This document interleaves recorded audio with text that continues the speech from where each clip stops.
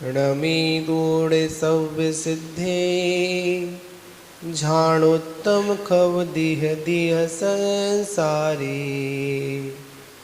दस दस दो दोड़ा जिड़े दस दो अड़ो पीहणम बुक्षी। नमो अरिहंताणम नमो सिद्धाणम नमो आयरीयाणम नमो वज्रायाणम नमो लोये सौवसावुनम। बोली अनंतानंत सिद्धे परमेष्टि भगवान की। प्रथम तीर्थंकर आदिनाथ भगवान की। शांतिनाथ भगवान की। महावीर भगवान की।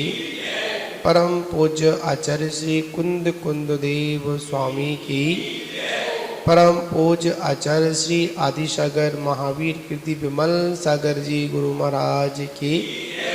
परम पूज्य तपस्वी सम्राट आचार्य गुरुदेव सन्मति सागर जी गुरु महाराज की। परम पूज्य परंपराचार्य श्री स्वार्थ सौभाग्य सागर जी गुरु महाराज की। अहिंसामय विश्व धर्म की।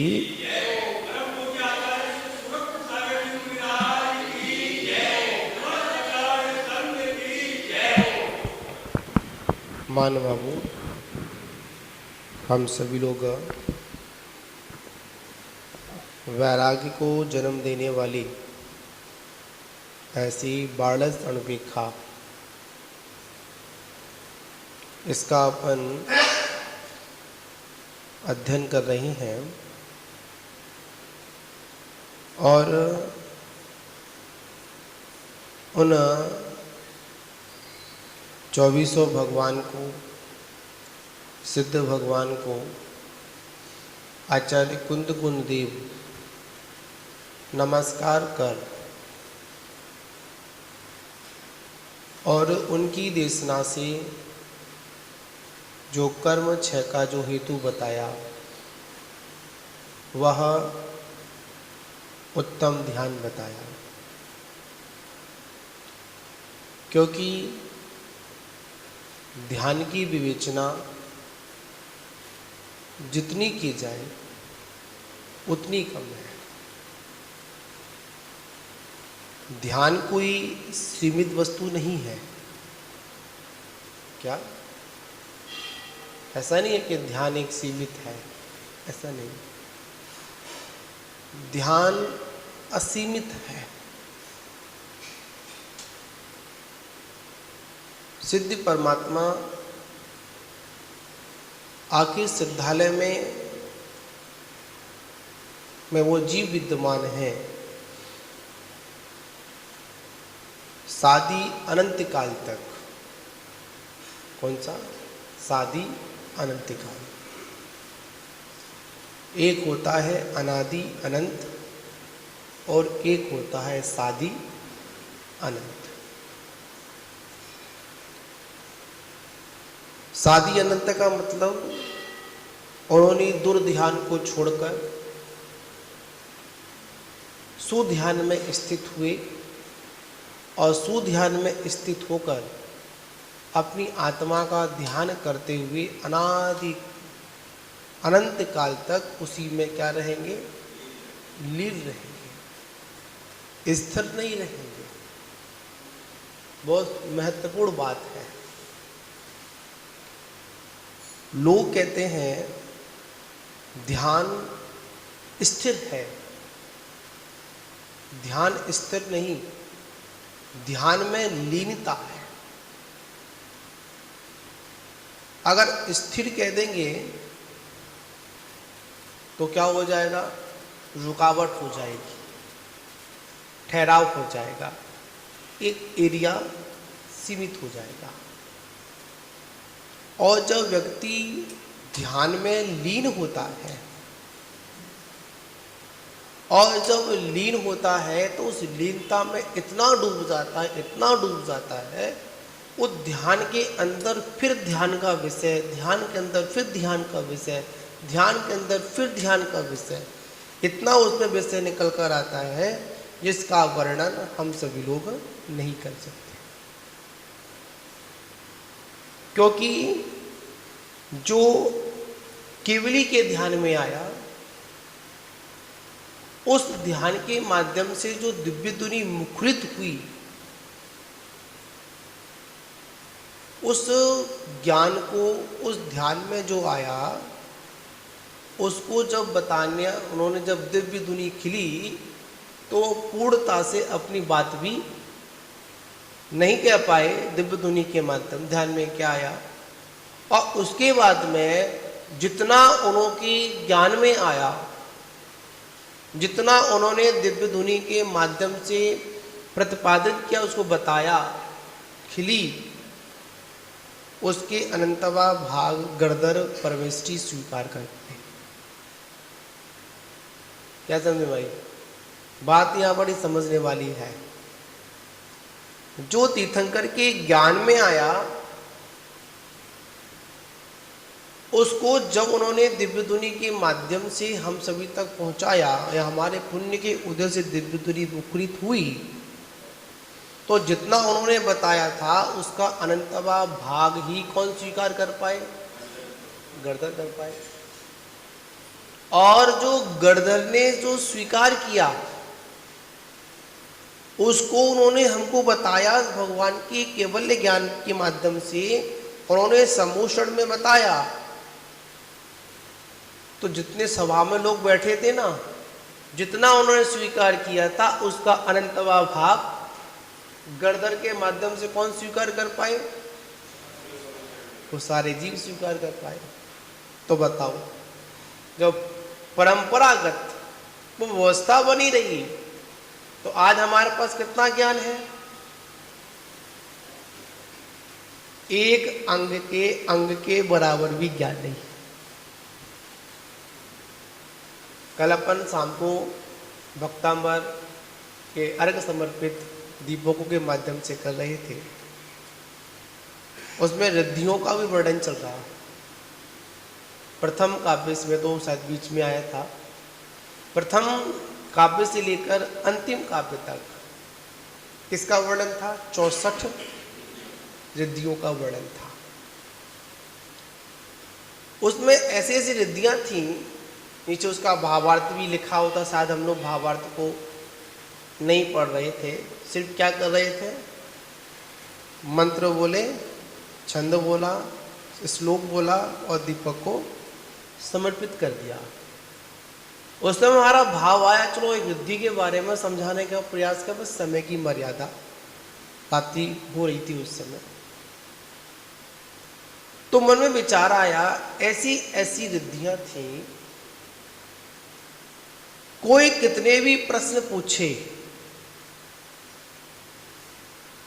उन सभी प्रश्नों का जवाब तुरंत के तुरंत मिल रहा है। क्या थी? रिद्धियां थी।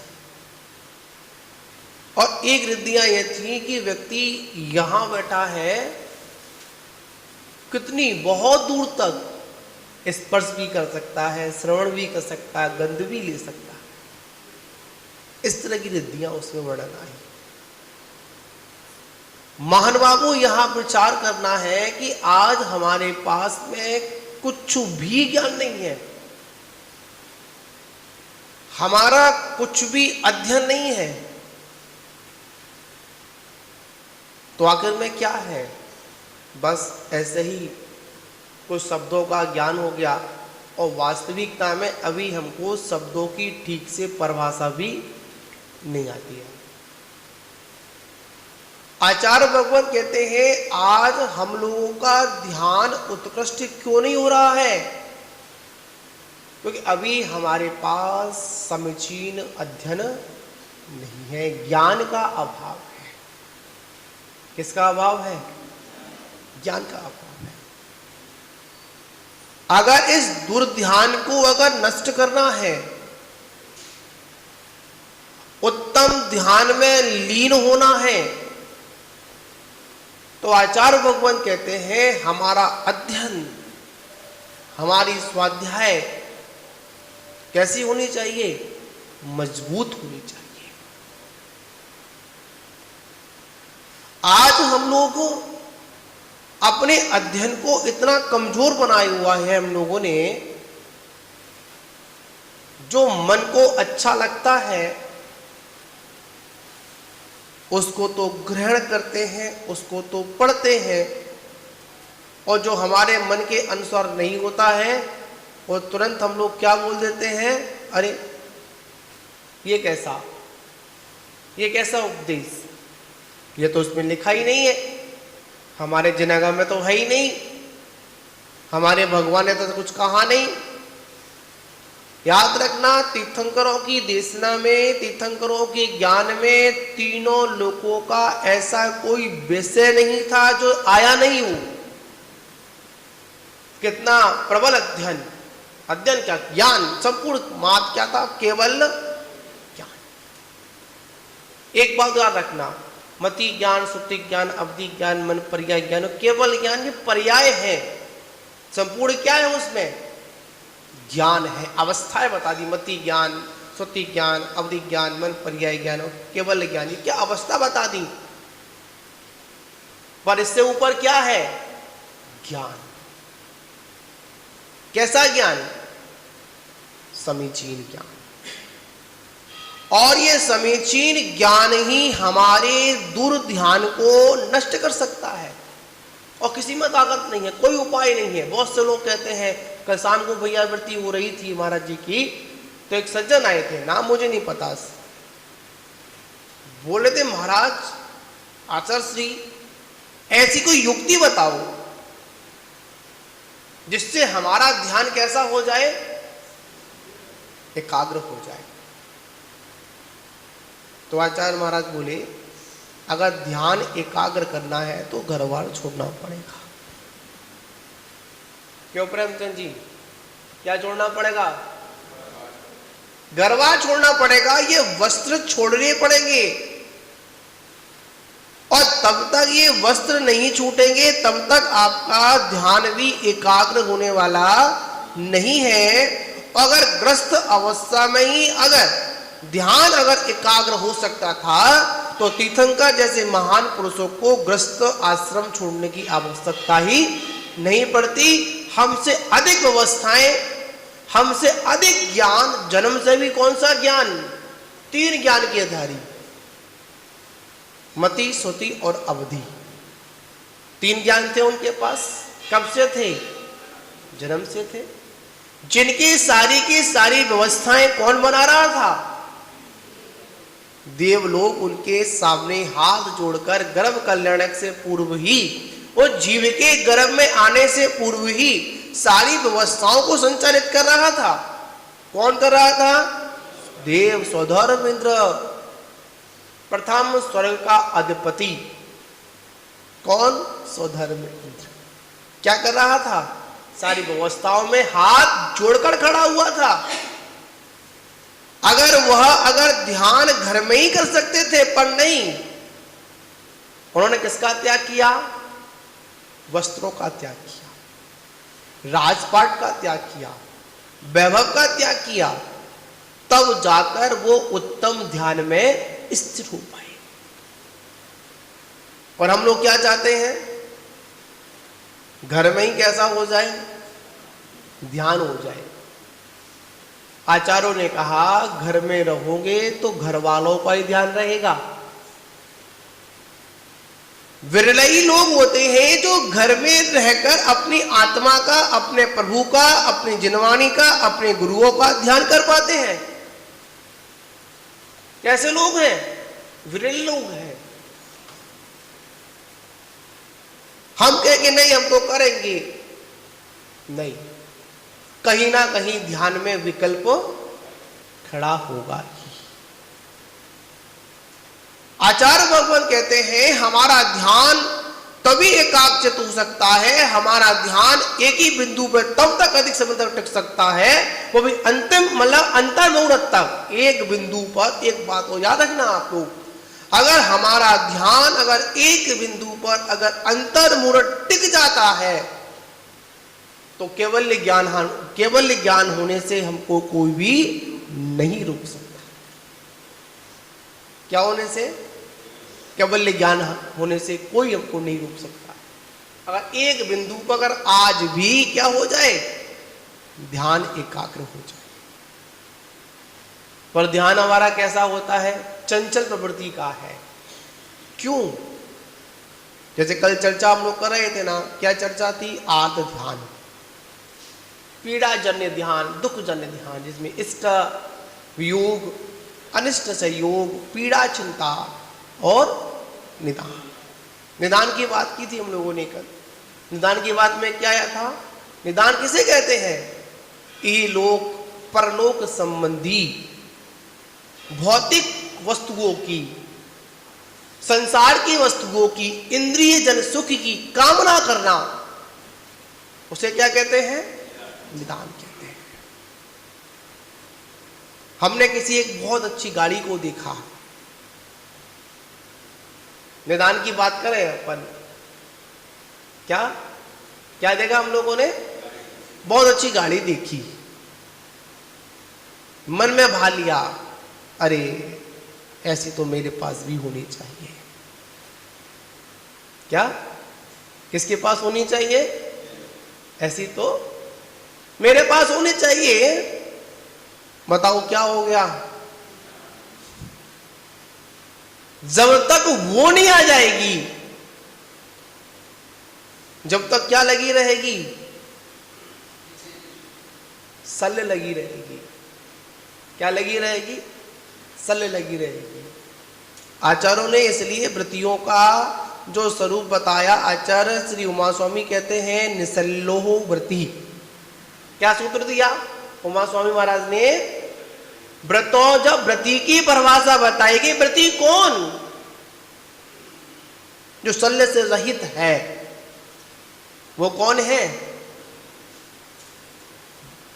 व्रति है। और जो शल्य से सहित है, वो व्रत की भूमिका में अभी पीछे है। कैसे है? उसको अपन बाहरी वेशभूषा से तो व्रति कह सकते हैं, पर अंतरंग से जिसकी शल्य बैठी हुई है, वो कौन है? शल्य का मतलब पता क्या बताया आचार्यों ने? जिस प्रकार हमारे उंगली में एक फांस घुस जाए, ध्यान कहां जाता है? शरीर तो बहुत बड़ा है ना, 5 फीट का शरीर है, 5-6 फीट का शरीर है, उंगली भी करीब 3 अंगुल की तो होगी आराम से। फांस कहां लगी? तनक सी फांस तन में लाके, तनक सी फांस सीना कहां लगी? यहां लगी ना। अब ध्यान कहां जा रहा है? बार बार छोटी सी उंगली पर ध्यान जा रहा है। ध्यान तो और की जाना चाहिए था ना, पर ध्यान कहां जा रहा है? उंगली पर जा रहा है। आचार्य भगवान कहते हैं उसी प्रकार हमारे जीवन में थोड़ी सी भी कोई शल्य है, और शल्य के अंतर्गत मिथ्या, माया और निदान। क्या आता है? शल्य कौन कौन सी है? मिथ्या, माया और निदान। आर्त ध्यान में भी निदान को लिया, और शल्य में भी किसको लिया? निदान को लिया। आचार्य भगवान कहते हैं यहां समझना है, अगर हमने बाहर की वस्तु को देखकर अगर ऐसी कामना की, हे भगवान ये किसको मिल जाए? एक बार मुझे मिल जाए, तो क्या हुआ? निदान किया नहीं किया? अरे हमारे भगवान तो ऐसे हैं, बिन मांगे मोक्ष देते हैं। क्या देते हैं भगवान जी? कभी किसी ने मोक्ष मांगा हो कि भगवान ने मोक्ष दिया क्या? हमारे ये भीतरागी प्रभु शांतिनाथ भगवान, 2400 भगवान, अनंतानंत सिद्ध परमेष्ठी, इनकी सन्निधि में जाने मात्र से ही हमें वो मिलता है जो हम मांगकर भी प्राप्त नहीं कर सकते। पर मांगते क्या है? भगवान मुझे स्वर्ग का क्या बना दे? अधिपति बना दे। स्वर्ग का अधिपति बना दे। कभी किसी ने ये नहीं कहा कि हे भगवान मुझे तीनों लोगों का अधिपति बना दे। कभी कहा क्या, मांगना तो वही चीज मांगो जो वास्तविकता में सार्थकता बना उसका हो। मांगने की अगर प्रार्थना करनी है, कुछ प्राप्त करना है, तो ऐसी वस्तु मांगो, हे भगवान मुझे ये क्या तू पत्थर दे रहा है, क्या दे रहा है? हे प्रभु तू मुझे क्या पत्थर दे रहा है? मुझे ये रत्न नहीं चाहिए, मुझे ये धातुएं नहीं चाहिए। अगर देना है तो क्या दे? रत्नत्रय दे। क्या दे? कभी किसी ने रत्नत्रय मांगा है भगवान से? रत्नत्रय की पूजा तो की है, रत्नत्रय का व्याख्यान सुना है, रत्नत्रय का व्याख्यान पढ़ा भी है, और मौका मिलने पर रत्नत्रय धारियों को रत्नत्रय का स्वरूप भी बताने का मौका हमको मिला। ऐसे बहुत से लोग होते हैं जिनके पास रत्नत्रय तो नहीं होता है। क्या नहीं होता है? रत्नत्रय तो नहीं होता है, पर रत्नत्रय धारियों को रत्नत्रयों का ज्ञान दिया जाता है। भगवान महाराज ऐसा करना चाहिए, आपका 3 रत्न है, सम्यक दर्शन है, सम्यक ज्ञान है और सम्यकता चारित्र है। पर कभी रत्नत्रय की प्रार्थना भगवान से की हम लोगों ने? रत्नत्रय के व्रत भी किए होंगे, बहुत से लोग करते भी होंगे। भादों में करते नहीं करते? रत्नत्रय आते नहीं आते अपन है? 13, 14 पूर्णमासी, त्रयोदशी को, चतुर्दशी को और पूर्णमासी को क्या रत्नत्रय प्रारंभ होते हैं, त्रयोदशी से होते हैं, और द्वादश से संयम का दिन होता है। तो यहां पर बात समझनी है, रत्नत्रय धारियों से क्या मांगा? रत्नत्रय मांगे क्या? क्या मांग लिया? हे भगवान जो है थोड़ा बहुत दे दे, निदान कर लिया। आचार्य भगवान कहते हैं कि वो तो आपको बहुत कुछ देने वाला था, पर आपने निदान कर लिया तो क्या हुआ? आपने मैं थैला ही छोटा कर लिया। देना तो बड़ा चाह रहा था, आपने थैला छोटा लेकर गए, अपना पात्र छोटा लेकर गए, तो उसमें क्या मिला? जितना मांगा उतना ही मिला, और बाकी का जब मिलने आया तो हम लोगों ने क्या किया? तुरंत अपने पात्र को बंद कर दिया। आचार्य भगवान कहते हैं निदान नहीं करना, सब कुछ करो, क्या नहीं करो? निदान बंद मत करो। और जहां पर निदान बंद हो जाता है, बहुत से लोग होते हैं भगवान मैं प्रज्ञावान बन जाऊं, मैं शास्त्रों का ज्ञाता बन जाऊं।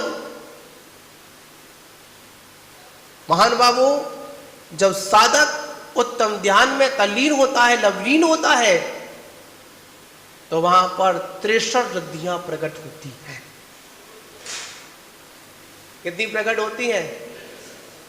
63 रिद्धियां प्रकट होती। 64वीं कौन सी है? बोधि। कौन सी है? बोधि। 63 रिद्धियां प्राप्त हो जाती है। 11 अंग नहीं, 10 अंग 14 पूर्व का, 11 अंग का पाठी हो जाता है, 1 अंग छूट जाता है। ठीक है ना? जैसी रिद्धियां प्रकट होती हैं तो साधक ध्यान में तल्लीन है, और रिद्धियों से जुड़े हुए जितने भी जो यक्षिणी हैं, देवी देवता होते हैं, उनके अध्यक्ष देवी देवता होते हैं, वो क्या वहां पर खड़े हो जाते हैं? प्रभु हम आपकी सेवा में तत्पर हैं। क्या? हे प्रभु हम आपकी सेवा में तत्पर हैं, बताओ हमारे लिए क्या आदेश है? अगर आपके सामने कोई देव प्रकट हो जाए, कौन प्रकट हो जाए? देव प्रकट हो जाए और आपको आशीर्वाद दे देगा, आपको कहते तथास्तु, जो मांगते हो वो आपको मिलेगा, तुरंत आपका ध्यान भंग हो जाएगा आपका। उसको क्या करोगे? तुरंत आदेश दे दोगे, भाई ऐसा कर, ऐसा कर, वैसा कर, ये ऐसा कर दे, वैसा कर दे। पर साधक तो साधना में तल्लीन होते हैं, अनेक देवी देवता उनके चरणों में आकर आदेश मांगते हैं, पर मोक्ष मार्ग का साधक उनको कोई आदेश नहीं देता है। और जब आदेश नहीं देता है, अपने ध्यान की और स्थिति को बढ़ा लेता है, वहीं पर जाकर उस जीव को केवल ज्ञान की प्राप्ति हो जाती है। और आदेश देता है, अगर आदेश दे देता है तो ऊपर था, कहां आ जाता है? तुरंत नीचे की ओर आ जाता है। कहां आ जाता है? नीचे की ओर आ जाता है। ऐसे बहुत से मोक्ष मार्ग के साधक थे जो ध्यान में तल्लीन थे, उत्कृष्ट साधना थी, पर आदेश के चक्कर में कहां आ गए? अपने मार्ग से च्युत हो गए। जो ध्यान की उत्कृष्ट स्थिति थी, वहां से कहां आ गए? नीचे की ओर आ गए। और जैसे नीचे की ओर आए तो क्या हुआ? बताओ, घाटा हुआ या फायदा? घाटा हुआ, नुकसान हुआ? है जी, नुकसान हुआ ना। कहां से कहां आ गए? जाना था मोक्ष, कहां आ गए? स्वर्ग में आ गए, अपने बीच में आ गए? नहीं। आचार्य भगवान कहते हैं नहीं, ऐसा नहीं।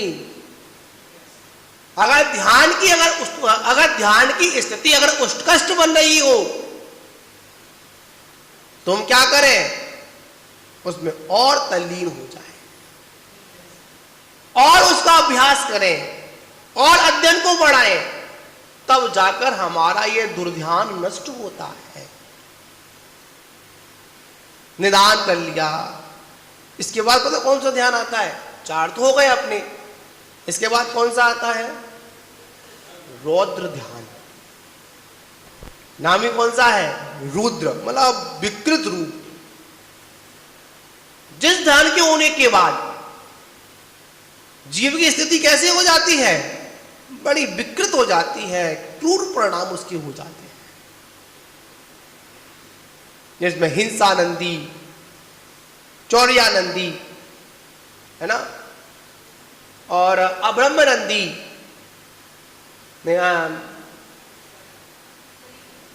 समरादत में आता है हिंसानंदी, वृषानंदी और प्रज्ञानंदी। मतलब विषयों का संरक्षण की हमेशा परिणाम इसमें आनंद मानना। हिंसानंदी समझेंगे आप लोग, हिंसा धन आनंद। ऐसे बहुत से लोग हैं जो क्या करते हैं? हिंसा में ही आनंद मानते हैं। 24 घंटे मन में क्या चलता रहता है? अरे ऐसा करना है, वैसा करना है, इसको मार दो, इसको लड़ा दो। आप लोगों ने नारकी जीव को सुना? जो नारकी जीव होते हैं, छरडाला में ऐसी कौन सी लाइन आती है? असुर बड़ा में दुष्ट प्रचंड। असुर को मार के दे, उस प्रथम नरक में जाकर क्या करते हैं? उन नारकियों को क्या करते हैं? आपस में लड़ा देते हैं। वहां पर भी हिंसानंदी होता है, और वो क्या करते हैं? आपस में लड़ा देते हैं, और लड़ाने के बाद दूर खड़े होकर क्या करते हैं? आनंद मनाते हैं। हाँ, बढ़िया हुआ, अच्छा हुआ, लड़ो। ऐसे लोग हमारे बीच में भी हैं, है?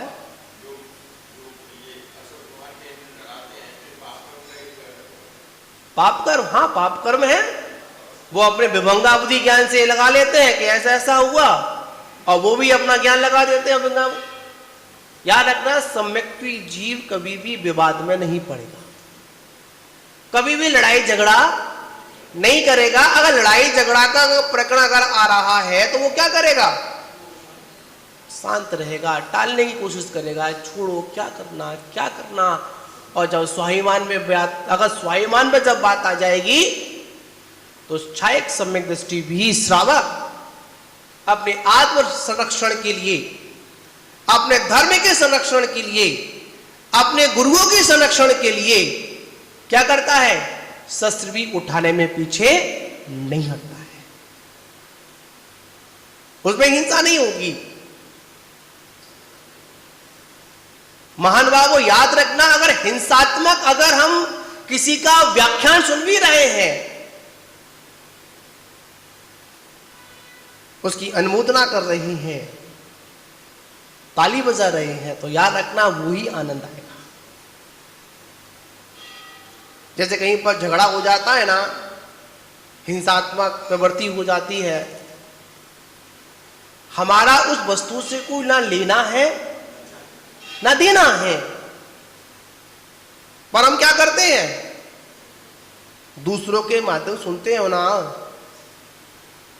क्या हुआ, कैसे हुआ, कितने चले गए, किसने किसको मारा, अच्छा उसने मारा, ठीक, कोई बात नहीं। क्या हो गया, हिंसानंदी हो गया। एक आतंकवादी होता है, देखें आप लोगों ने, एक दिन की प्लानिंग नहीं होती है,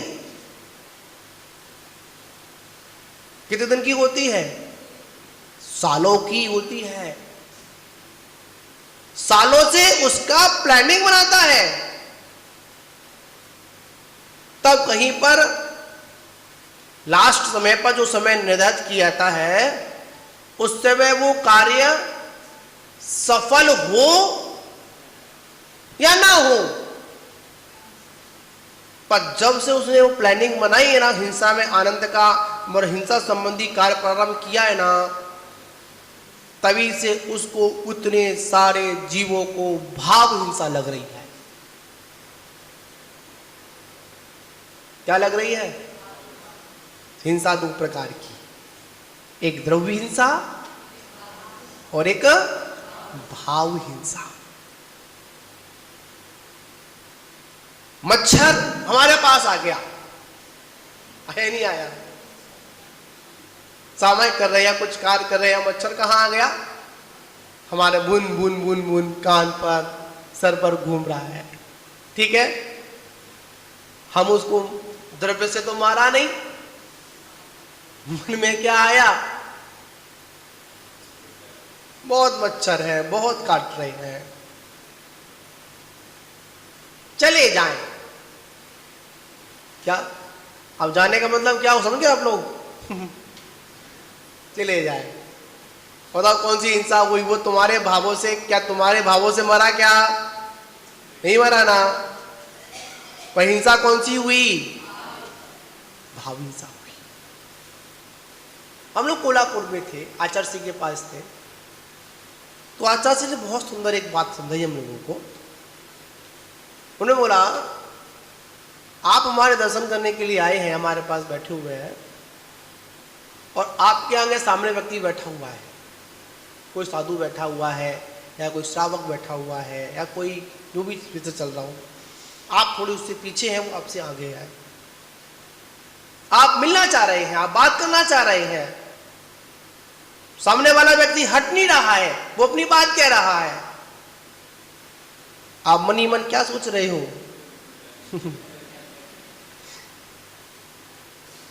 क्यों जी, क्या सोच रहे हो बताओ आप लोग? है कब हटे, और मैं क्या करूं, अपनी बात रखूं, पर क्या होता है, वो तो अपने समय के अनुसार ही हटेगा। और कभी कभी मन में क्या भावा, कभी इतने इतने परिणाम क्रूर हो जाते हैं, अरे यार निवट ही जाए, ये टिंटा ही खट जाए, कैसे विचार आता है, हटी जाए, रास्ता हटाओ इसमें से। ये कौन सी हिंसा हुई, भाव हिंसा। बहुत से लोग भाव हिंसा के माध्यम से किसी को मार भी नहीं पाते, फिर भी एक बहुत अच्छा कथन आता है भाव हिंसा के बारे में समझने के लिए। लवण समुद्र में एक मत्स्य होता है, मत्स्य बहुत बड़ा, कितना 500 धनुष काया का होता है ना, कितना होता है, ऐसे बहुत बड़ा विशाल रूप होता है उसका, है ना, विशाल काय का होता है, तंदुल मत्स्य के बारे में बोलते हैं अपन। जब मुंह फाड़ता है ना, है हाँ मक्स होता है वो, तंदुर मक्स बोलते हैं उसको। मुंह फाड़ता है ना तो उसके मुंह में जाने कितने जीव राशियां कहां जाती हैं, आपके मुंह में जाती, आती रहती हैं और जाती रहती हैं, पर किसी का सेवन नहीं कर पाता वो। पर उसके कान में रहने वाला एक छोटा सा कीड़ा क्या चिंतन करता है, अगर इसकी जगह कौन होता तो क्या करता, एक को नहीं छोड़ता, कहां जाता है, नरक जाता है वो। कौन सा नरक, 7वें नरक जाता है। विचार कर लीजिए आप लोग। कहीं पर विशाल झगड़ा हो जाता है, कहीं पर उपद्रव हो जाता है, वहां पर क्या कहते हैं, क्रोध में आकर कितने हमारे कुपरिणाम बन जाते हैं। अगर मैं होता ना तो किसी को नहीं छोड़ता, ऐसे परिणाम आते। हिंसा नंदी, हिंसा में आनंद मानना। महानुभावों विचार करिए, सोचिए, एक बार चिंतन करिए जिनेंद्र भगवान की वाणी का। हम लोग बहुत सारे न्यूज चैनल देखते हैं, अखबार भी पढ़ते हैं, पढ़ते नहीं पढ़ते अपन, आप लोग पढ़ते होंगे, सारे लोग न्यूज चैनल में देखते होंगे आप लोग, है ना। उसमें ऐसी और हिंसात्मक खबरें भी आती हैं, और ये टीवी चैनल वाले अच्छी बात कम दिखाते हैं, बुरी बात ज्यादा दिखाते हैं, और बार बार रिपीट कर कर आए न्यूज वाले, पेपर वाले बैठे नहीं बैठे, क्या पेपर वाले हो आप? कौन सा पेपर है आपका, कौन सा था, अब नहीं है नव भारत टाइम्स। एक छोटी सी न्यूज को इतना बड़ा कर देते हैं कि उसको देखकर लोग क्या हो जाते हैं, और उत्तेजित हो जाते हैं, उनके परिणाम और ज्यादा बिगड़ जाते हैं। और वो क्या करते हैं, उस न्यूज को देखकर, हिंसात्मक खबर को सुनकर कैसे हो जाते हैं, हिंसात्मक हो जाते हैं। हिंसा नंदी। अभी समय शेखर का प्रकरण चला था, आप लोगों ने सुना होगा, सब लोगों ने। दिल्ली में तो बहुत ज्यादा चला, और पूरे भारत में चला था, वो चला था ना शेखर जी का। शेखर जी के संरक्षण के लिए बहुत से लोगों ने हिंसा नंदी भी की। क्या की, धर्म की आड़ में, शेखर जी की आड़ में क्या किया, ऐसे ऐसे कर्म का बंद कर लिया। शायद वो कर्म का बंद जब उदय में आएगा तब पता चलेगा कि हमने धर्म की आड़ में कैसा कर्म का बंद किया था। उद्देश्य ठीक था, लक्ष्य ठीक था, पर हमारी व्यवस्था वो ठीक नहीं थी। मैं ऐसा नहीं कहूंगा सभी लोगों ने दुर्ध्यान किया, सभी लोगों ने हिंसात्मक कार्य किया, नहीं, कुछ ऐसे भी प्राणी थे जिन्होंने क्या किया, बहुत सारे शब्दों का प्रयोग भी गलत किया। मैं इसलिए बोल रहा हूं क्योंकि उस आयोजनों में, उस रैलियों में उपदेश करने का मौका मिला, सुनने को मौका मिला। ऐसा हुआ, लोगों ने जो मन में आया, हिंसात्मक, जहां तक है पुतले भी फूंक दिए थे। ऐसा ही सुनने में शायद नहीं फूंक पाए तो मन में विचार तो बहुत आए थे, हिंसानंदी। विचार करिए, आज हमारी जैन समाज में एक प्रकरण चल रहा है, और आज का ही नहीं है, करीब 2-3 दिन से चल रहा है। पता है आप लोगों को? किसको पता है? काम कुमार आचार्य महाराज का 35 वर्ष की साधना। कितने वर्ष की साधना थी? 35 वर्ष की साधना। उनकी दिल्ली बड़ौदा आदि में भी चतुर्मास संपन्न हुई थी, कबूल नगर में। चतुर्मास संपन्न हुआ था, है ना। हम अंदर के प्रकरण में नहीं जाएंगे, क्या समझे हम लोग। अंदर वाले प्रकरण में ना हम थे ना पूरी पक्की खबर हमको वो भी कुछ। हाँ, इस प्रकरण पर अवध जाएंगे, दिगंबर मुद्रा। कौन सी मुद्रा? बंधुओं, मानते हैं आज चिंगारी लगी है तो कल ज्वाला बनने में वक्त नहीं लगेगा। मानते हैं कि आज ये घटना हुई है, पर आज हमारा जैन समाज पूरा शांत बैठा हुआ है, उसे कोई मतलब नहीं। कुछ लोग तो इस पर है, अरे हमें क्या करना, महाराष्ट्र की बात है, मैंने कर्नाटक की बात है, यूपी में क्यों, दिल्ली में क्यों अपन शोर करें। कोई ये सोच रहा होगा, अरे हमारे महाराज थोड़े ही हैं, दूसरे महाराज, हमें क्या करना। कुछ लोग तो ये सोच रहे हैं, अरे महाराज तो 20-25 हैं, हमें क्या करना। कुछ तो ये धारणा बनाकर बैठे हुए हैं, हमें क्या करना। वो तो एक मठ पर, एक स्थान पर 15 साल से रह रहे थे, हमें क्या करना। मानवा वो याद रखना, इन सारे प्रकरणों में ना जाकर हमको एक बात का ध्यान रखना चाहिए। आज बगल के पड़ोस में अगर चिंगारी उठी है तो वो कल चिंगारी हमारे बगल के घर को भी जलाकर राख कर सकती है, याद रखना। आज घटना अगर उसके पड़ोस के घर में हुई है तो याद रखना, अगर हमने उस पर कोई एक्शन नहीं लिया, उस पर कोई हम लोगों ने जागरूकता नहीं दिखाई, तो कल हो सकता और साधुओं पर यह दिक्कत आ सकती है। महानुभावों, विचार करना है, सोचना है,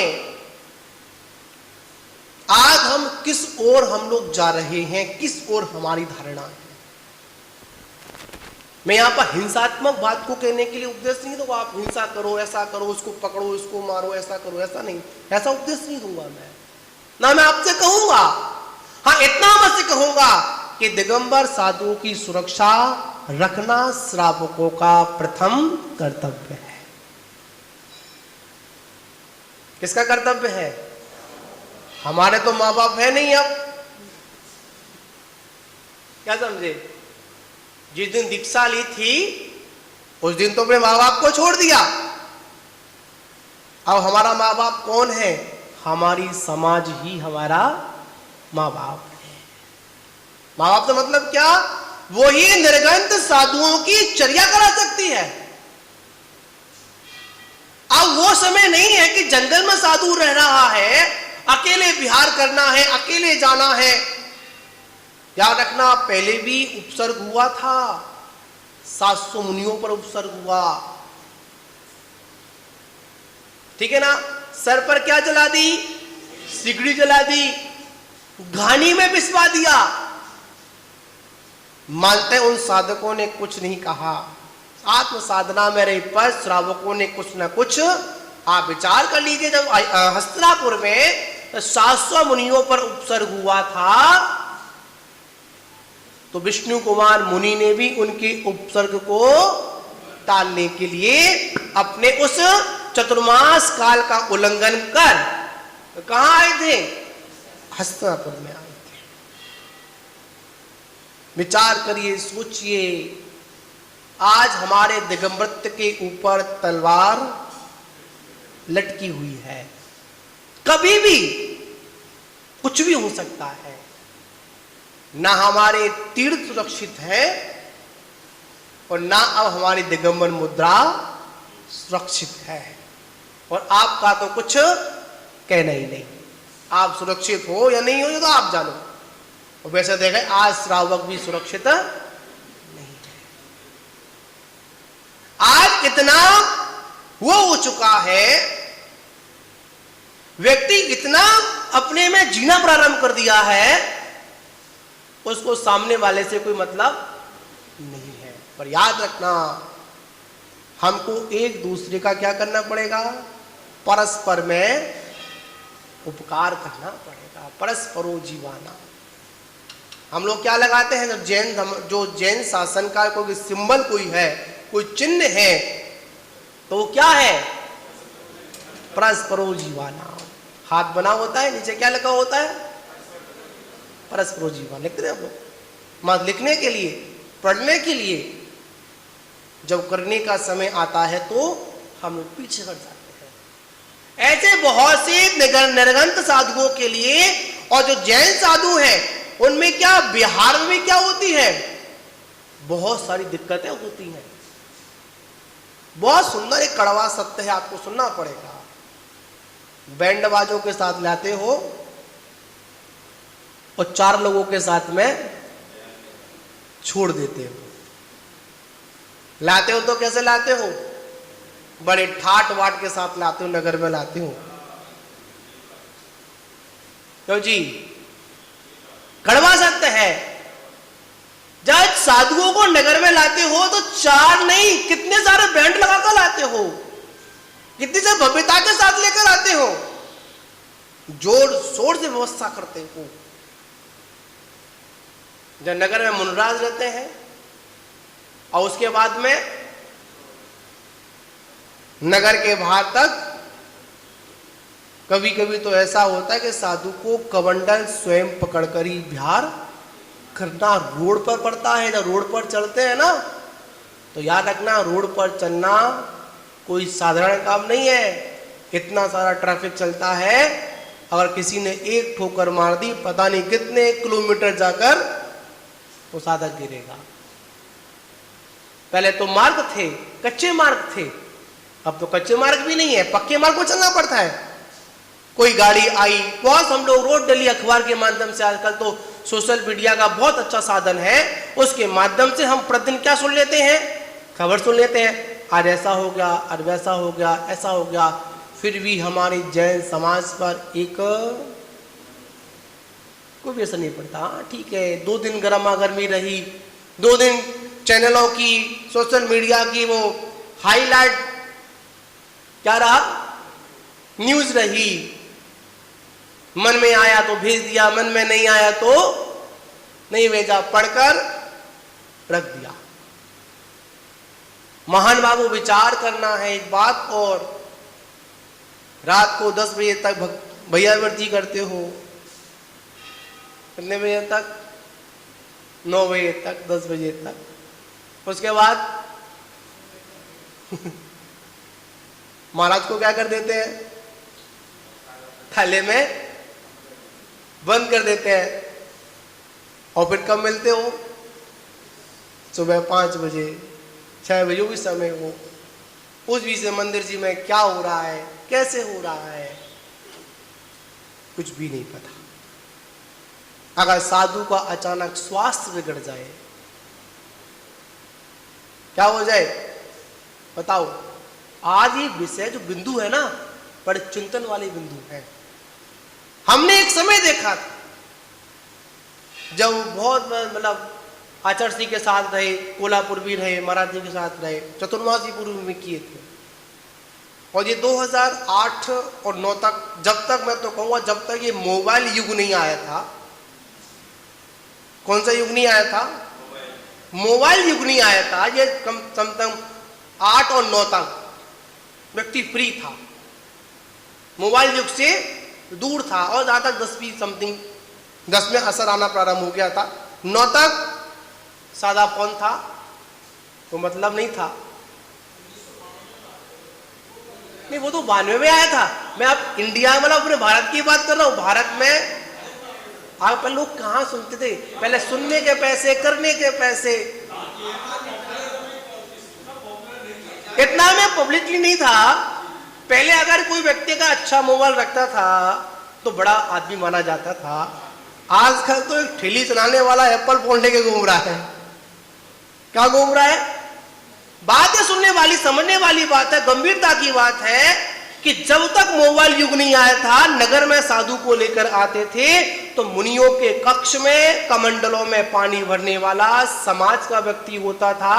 और समाज के 2-3 व्यक्ति महाराज के कमरे में ही या कमरे के बाहर विश्राम करते थे, सोते थे। अगर कोई जरूरत पड़ जाती थी तुरंत व्यवस्था बनाते थे। आज बताओ कोई मुनिराज के कक्ष में सोता है क्या? विचारनी बात है, सोचने वाली बात है। नहीं, लाया रजमन कर दिया। बंधुओं, जब तक हम सभी लोग अपने अपने कर्तव्यों का पालन नहीं करेंगे तब तक हमारा ये जिन मुद्रा क्या नहीं है, सुरक्षित नहीं है। अभी तो 2500 कुछ ही वर्ष निकले हैं, अरे तो कितना चलाना है इसको?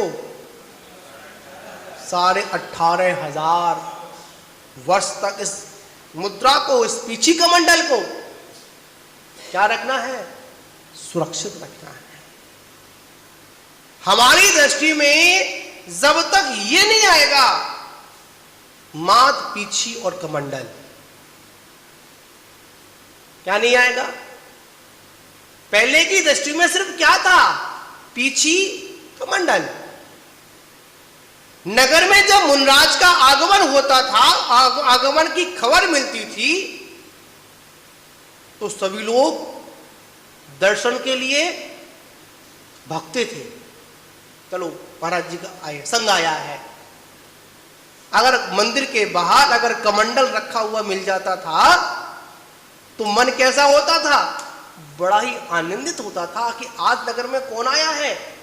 दृगंत साधक आया है, कोई मुद्रा के धारी आए हैं, कोई वीतराग प्रभु का परिचय देने वाले वीतराग प्रभु के लहुनंदन आए हैं। और आज कमंडल दिखा मिल जाए तो अच्छा महाराज आए हैं, अच्छा ये बताओ कहां से आए हैं? संग नहीं, सुन तो लो पहले बात मेरी। कहां से आए हैं? अच्छा कब आए? क्यों मोहित, क्या बोलते हैं हम लोग? क्या धारणा हम लोगों की? कब आए, कहां से आए, और लास्ट का क्या, कब जाएगा, है ना? यह भी प्रश्न समाधान मिल गया। अच्छा ये बताओ कौन से संघ से आए हैं? इनके गुरु का नाम क्या है? जैसे एक वो लगता है आजकल किसी चीज को पब्लिक करने के लिए क्या होता है, हैशटैग बोलते हैं उसको। मैं तो सुन लेता हूँ वो लोगों से, क्या बोलते हैं उसको? हैशटैग बोलते हैं ना। हैशटैग लगाकर उसका व्यक्ति का नाम, कोई कंपनी का जो भी नाम लिखना चाहते हो तो वो क्या होता है, जहां भी सर्च करोगे, क्यों राकेश जी, क्या आ जाएगा? जैसे ही हैशटैग का प्रयोग किया तुरंत क्या वही चीज कहां जाती है? सबसे पहले ऊपर के नंबर में एक बार कोई अक्षर डाल तुरंत निकल के आ जाती है। आज व्यक्ति मुनिराज में भी क्या लगा देता है? हैशटैग लगाता है। अरे कौन संघ के हैं, कहां के हैं? और एक बड़ी सबसे बड़ी बीमारी ये मुनिराज अगर नगर में आए हैं तो बताओ इनके माध्यम से पैसा इकट्ठा होगा क्या? इकट्ठा होगा नहीं होगा? अगर इकट्ठा होता है तो हमारा ठीक है। इनके पास कितने सेठ लोग जुड़े हुए हैं, कितनी गाड़ियां आती हैं, कितने लोग आते हैं। हमारी बुद्धि कैसी हो गई है? धूमिल हो गई है, दुर्ध्यान पर जा रही है, उस मुद्रा पर नहीं जा रही है। तो महान बाबू यहाँ पर विषय बहुत लंबा है, ठीक है, अभी तो पूरा चतुर्मास काल ही बोला है। और मैं तो कहूँ ये धर्म चर्चा ऐसी चर्चा है, हम 1 घंटा यहाँ बैठे हैं और 1 घंटे में क्या अपन चर्चा कर सकते हैं? पर याद रखना 33 सागर तक, कितने सागर तक? 33 सागर तक उस सर्वासिद्धि में चर्चा चलती है। और एक चर्चा एक बार होने के बाद फिर पुनः नहीं आती है, फिर भी वह उस धर्म चर्चा से कैसे रहते हैं? मतलब तृप्त नहीं हो पाते, उनकी पूरी इच्छा नहीं हो पाती है। तो महान बाबू ये जिनवाणी का सार है। और आचार्य भगवंत ने कहा जितना मत होंगे, क्या समझे भाई? क्यों राम स्वरूप जी, क्या करोगे? जितना मथोगे ना मट्ठे को, दही को, उतना क्या निकलेगा? उतना ही नवनीत निकलेगा, नौनी निकलेगी, उतना ही सार की प्राप्ति होगी। तो महान बाबू, हम सभी लोग यहाँ पर बैठे हैं और यहाँ पर बैठकर हम ज्यादा कुछ करें या ना कर पाए, पर जो हमारे जैन समाज में बड़ी दुखित जो घटना जो हुई है, कब से हुई? शायद 9 तारीख को, शायद ये पब्लिक है, हाँ जो भी तारीख इसमें रही हो, 5 तारीख को उनका अपहरण हुआ था, ठीक है ना। और आप लोगों ने शायद चैनलों के माध्यम से पढ़ा भी होगा उन निर्गंत साधक की किस प्रकार से एक निर्दयता के साथ हत्या की गई। करंट के माध्यम से पहले मुनराज को मारा गया, उसके बाद फिर उनके कुछ लोगों ने मिलकर क्या कर दिए, टुकड़े टुकड़े कर कर कहाँ डाल दिए?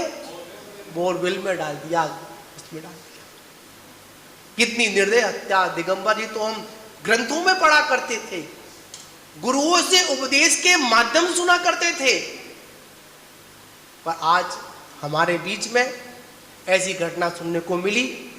तो दिगंबर समाज को या संपूर्ण जैन समाज को इस पर क्या करना चाहिए?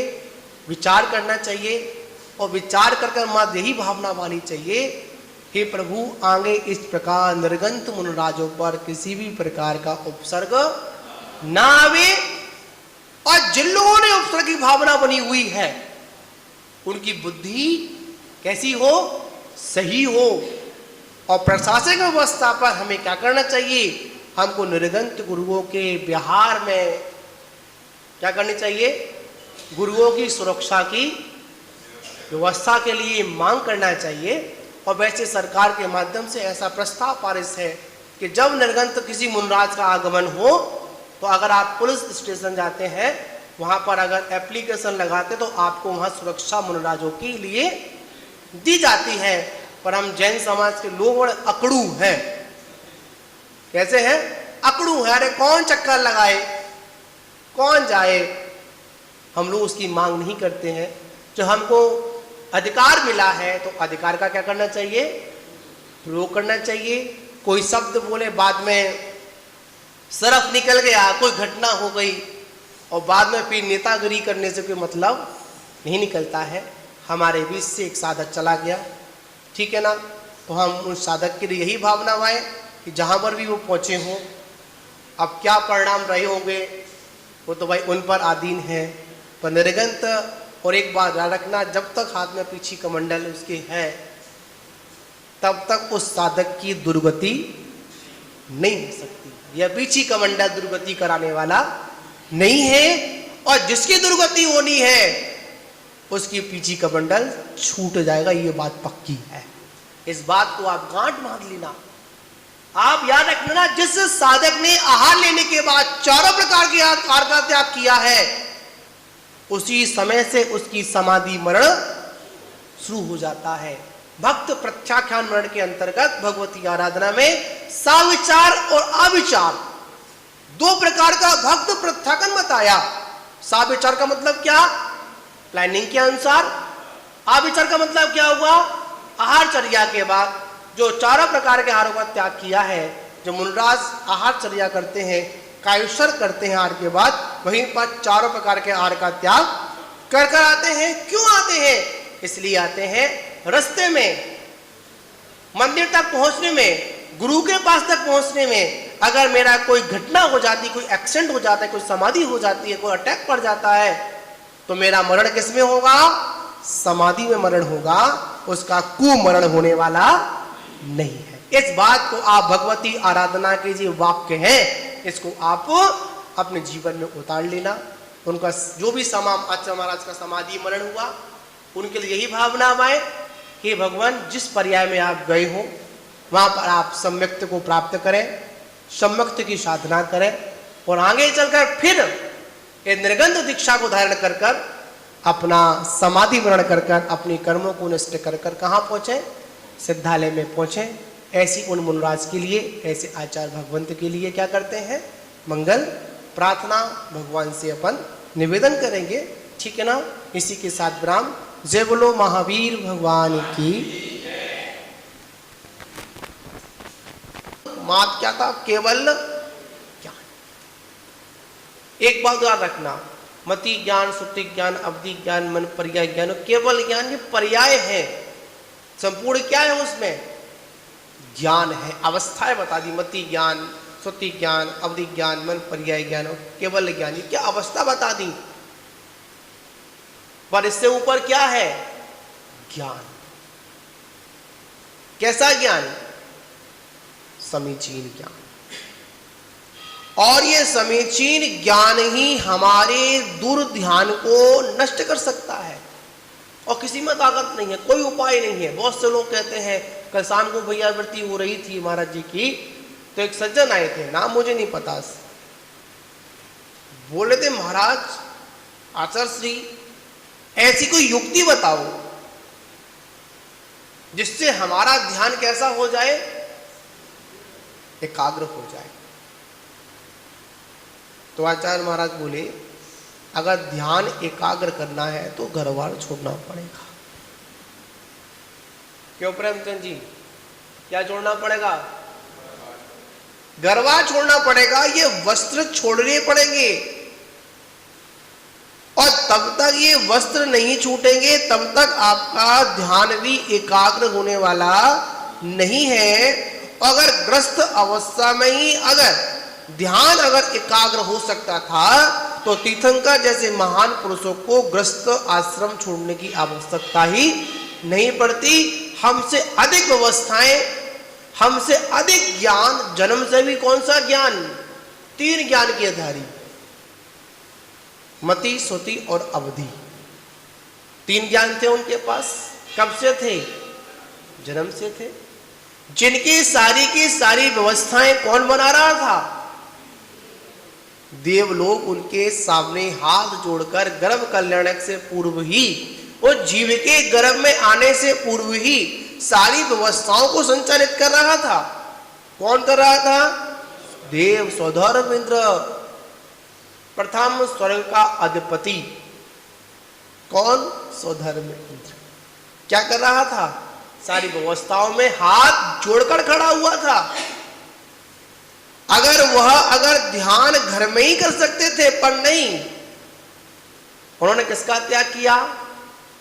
वस्त्रों का त्याग किया, राजपाट का त्याग किया, वैभव का त्याग किया, तब जाकर वो उत्तम ध्यान में स्थिर हो पाए। और हम लोग क्या चाहते हैं? घर में ही कैसा हो जाए? ध्यान हो जाए। आचार्यों ने कहा, घर में रहोगे तो घर वालों का ही ध्यान रहेगा। विरले ही लोग होते हैं जो घर में रहकर अपनी आत्मा का, अपने प्रभु का, अपनी जिनवानी का, अपने गुरुओं का ध्यान कर पाते हैं। कैसे लोग हैं? विरल लोग हैं। हम कहेंगे नहीं हम तो करेंगे, नहीं, कहीं ना कहीं ध्यान में विकल्प खड़ा होगा ही। आचार्य भगवान कहते हैं हमारा ध्यान तभी एकाग्रचित हो सकता है, हमारा ध्यान एक ही बिंदु पर तब तक अधिक समय तक टिक सकता है, वो भी अंतिम मतलब अंतर मुहूर्त तक एक बिंदु पर। एक बात को याद रखना आप लोग, अगर हमारा ध्यान अगर एक बिंदु पर अगर अंतर मुहूर्त टिक जाता है तो केवल ज्ञान होने से हमको कोई भी नहीं रोक सकता। क्या होने से? केवल ज्ञान होने से कोई हमको नहीं रोक सकता। अगर एक बिंदु पर अगर आज भी क्या हो जाए? ध्यान एकाग्र हो जाए। पर ध्यान हमारा कैसा होता है? चंचल प्रवृत्ति का है। क्यों? जैसे कल चर्चा हम लोग कर रहे थे ना, क्या चर्चा थी? आर्त ध्यान, पीड़ा जन्य ध्यान, दुख जन्य ध्यान, जिसमें इष्ट वियोग, अनिष्ट संयोग, पीड़ा चिंता और निदान। निदान की बात की थी हम लोगों ने कल। निदान की बात में क्या आया था? निदान किसे कहते हैं? इहलोक परलोक संबंधी भौतिक वस्तुओं की संसार की वस्तुओं की, इंद्रिय जन सुख की कामना करना, उसे क्या कहते हैं? निदान कहते हैं। हमने किसी एक बहुत अच्छी गाड़ी को देखा, निदान की बात करें अपन, क्या क्या देखा हम लोगों ने? बहुत अच्छी गाड़ी देखी, मन में भा लिया, अरे ऐसी तो मेरे पास भी होनी चाहिए। क्या किसके पास होनी चाहिए? ऐसी तो मेरे पास होनी चाहिए। बताओ क्या हो गया? जब तक वो नहीं आ जाएगी, जब तक क्या लगी रहेगी? सल्ले लगी रहेगी। क्या लगी रहेगी? सल्ले लगी रहेगी। आचार्यों ने इसलिए व्रतियों का जो स्वरूप बताया, आचार्य श्री उमा स्वामी कहते हैं निसल्लोहो व्रति। क्या सूत्र दिया उमा स्वामी महाराज ने? व्रतों, जब व्रति की परिभाषा बताई गई, व्रति कौन? जो शल्य से रहित है, वो कौन है? व्रति है। और जो शल्य से सहित है, वो व्रत की भूमिका में अभी पीछे है। कैसे है?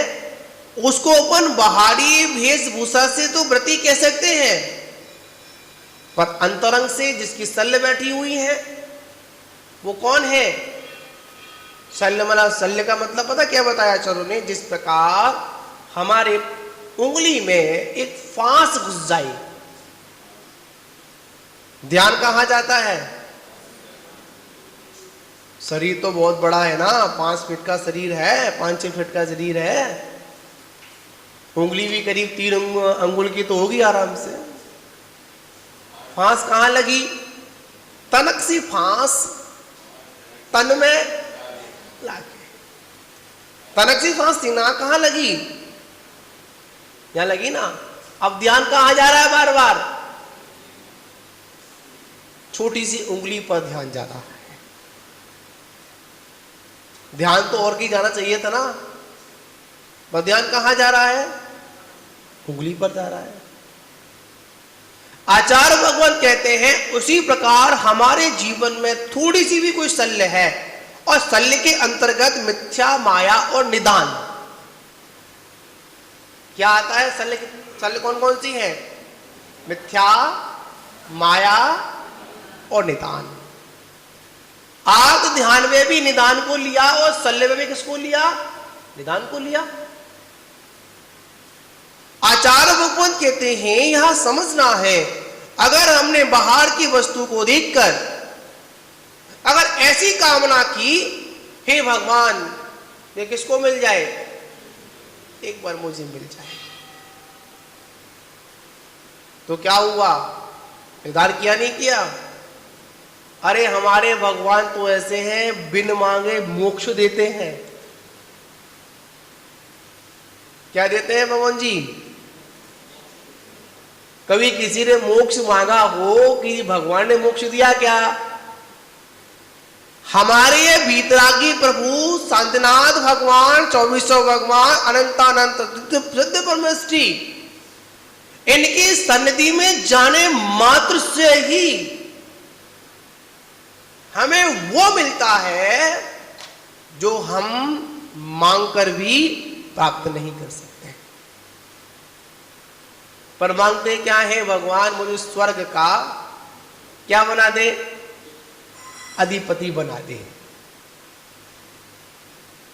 स्वर्ग का अधिपति बना दे। कभी किसी ने ये नहीं कहा कि हे भगवान मुझे तीनों लोगों का अधिपति बना दे।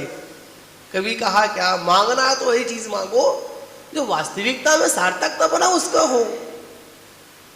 मांगने की अगर प्रार्थना करनी है, कुछ प्राप्त करना है, तो ऐसी वस्तु मांगो, हे भगवान मुझे ये क्या तू पत्थर दे रहा है? क्या दे रहा है? हे प्रभु तू मुझे क्या पत्थर दे रहा है? मुझे ये रत्न नहीं चाहिए, मुझे ये धातुएं नहीं चाहिए। अगर देना है तो क्या दे? रत्नत्रय दे। क्या दे? कभी किसी ने रत्नत्रय मांगा है भगवान से? रत्नत्रय की पूजा तो की है, रत्नत्रय का व्याख्यान सुना है, रत्नत्रय का व्याख्यान पढ़ा भी है, और मौका मिलने पर रत्नत्रय धारियों को रत्नत्रय का स्वरूप भी बताने का मौका हमको मिला। ऐसे बहुत से लोग होते हैं जिनके पास रत्नत्रय तो नहीं होता है। क्या नहीं होता है? रत्नत्रय तो नहीं होता है, पर रत्नत्रय धारियों को रत्नत्रय का ज्ञान दिया जाता है। भगवान महाराज ऐसा करना चाहिए, आपका 3 रत्न है, सम्यक दर्शन है, सम्यक ज्ञान है और सम्यकता चारित्र है। पर कभी रत्नत्रय की प्रार्थना भगवान से की हम लोगों ने? रत्नत्रय के व्रत भी किए होंगे, बहुत से लोग करते भी होंगे। भादों में करते नहीं करते? रत्नत्रय आते नहीं आते अपन है? 13, 14 पूर्णमासी, त्रयोदशी को, चतुर्दशी को और पूर्णमासी को क्या रत्नत्रय प्रारंभ होते हैं, त्रयोदशी से होते हैं, और द्वादश से संयम का दिन होता है। तो यहां पर बात समझनी है, रत्नत्रय धारियों से क्या मांगा? रत्नत्रय मांगे क्या?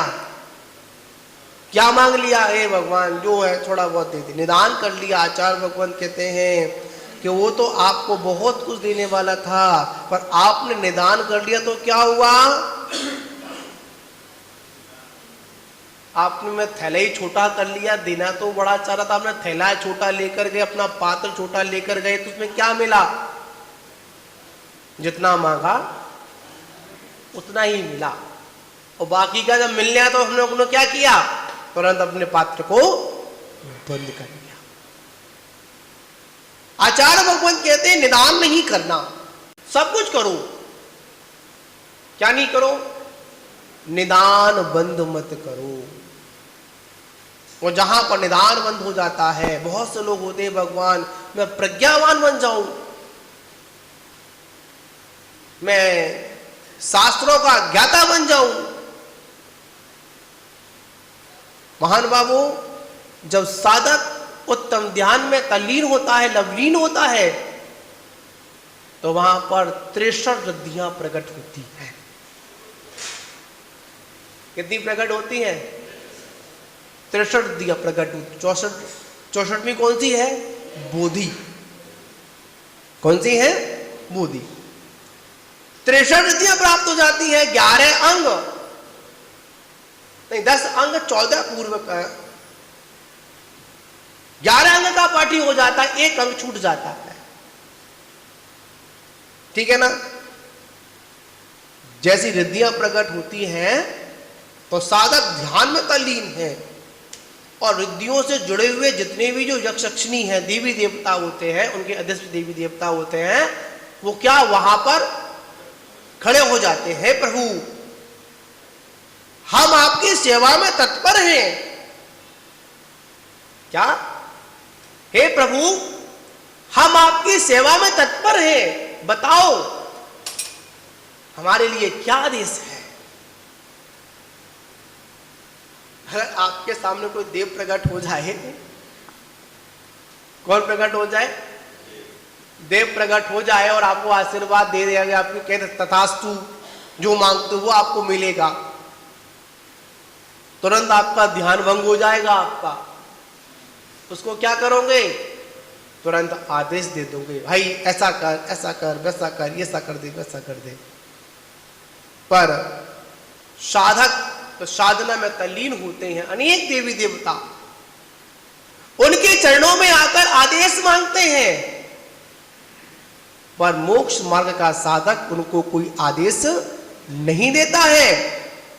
और जब आदेश नहीं देता है, अपने ध्यान की और शक्ति को बढ़ा लेता है, वहीं पर जाकर उस जीव को केवल ज्ञान की प्राप्ति हो जाती है।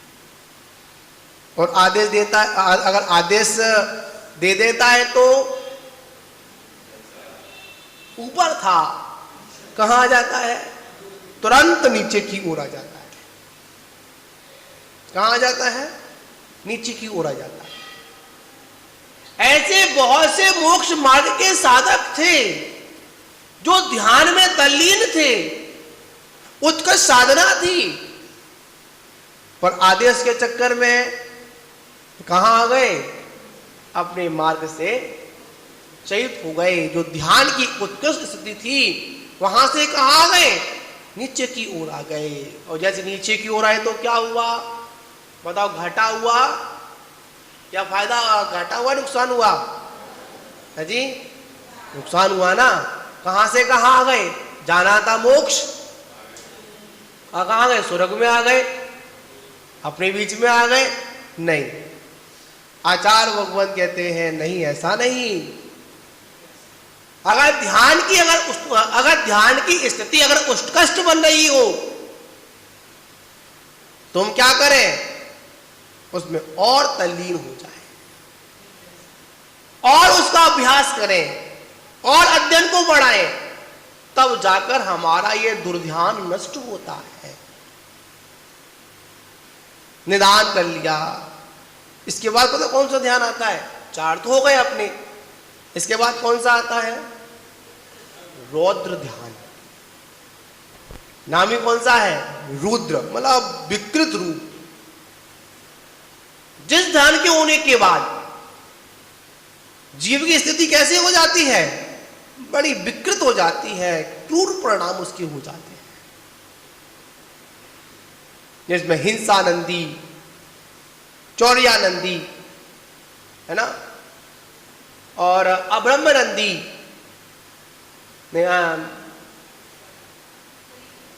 समरादत में आता है हिंसानंदी, वृषानंदी और प्रज्ञानंदी। मतलब विषयों का संरक्षण की हमेशा परिणाम इसमें आनंद मानना। हिंसानंदी समझेंगे आप लोग, हिंसा धन आनंद। ऐसे बहुत से लोग हैं जो क्या करते हैं, हिंसा में ही आनंद मानते हैं। 24 घंटे मन में क्या चलता रहता है, अरे ऐसा करना है, वैसा करना है, इसको मार दो, इसको लड़ा दो। आप लोगों ने नारकी जीव को सुना, जो नारकी जीव होते हैं। छरडाला में ऐसी कौन सी लाइन आती है, असुर बड़ा में दुष्ट प्रचंड। असुर को मार के देव उस प्रथम नरक में जाकर क्या करते हैं, उन नारकियों को क्या करते हैं, आपस में लड़ा देते हैं। वहां पर भी हिंसानंदी होता है और वो क्या करते हैं, आपस में लड़ा देते हैं। और लड़ाने के बाद दूर खड़े होकर क्या करते हैं, आनंद मनाते हैं। हाँ बढ़िया हुआ, अच्छा हुआ, लड़ो। ऐसे लोग हमारे बीच में भी हैं, है?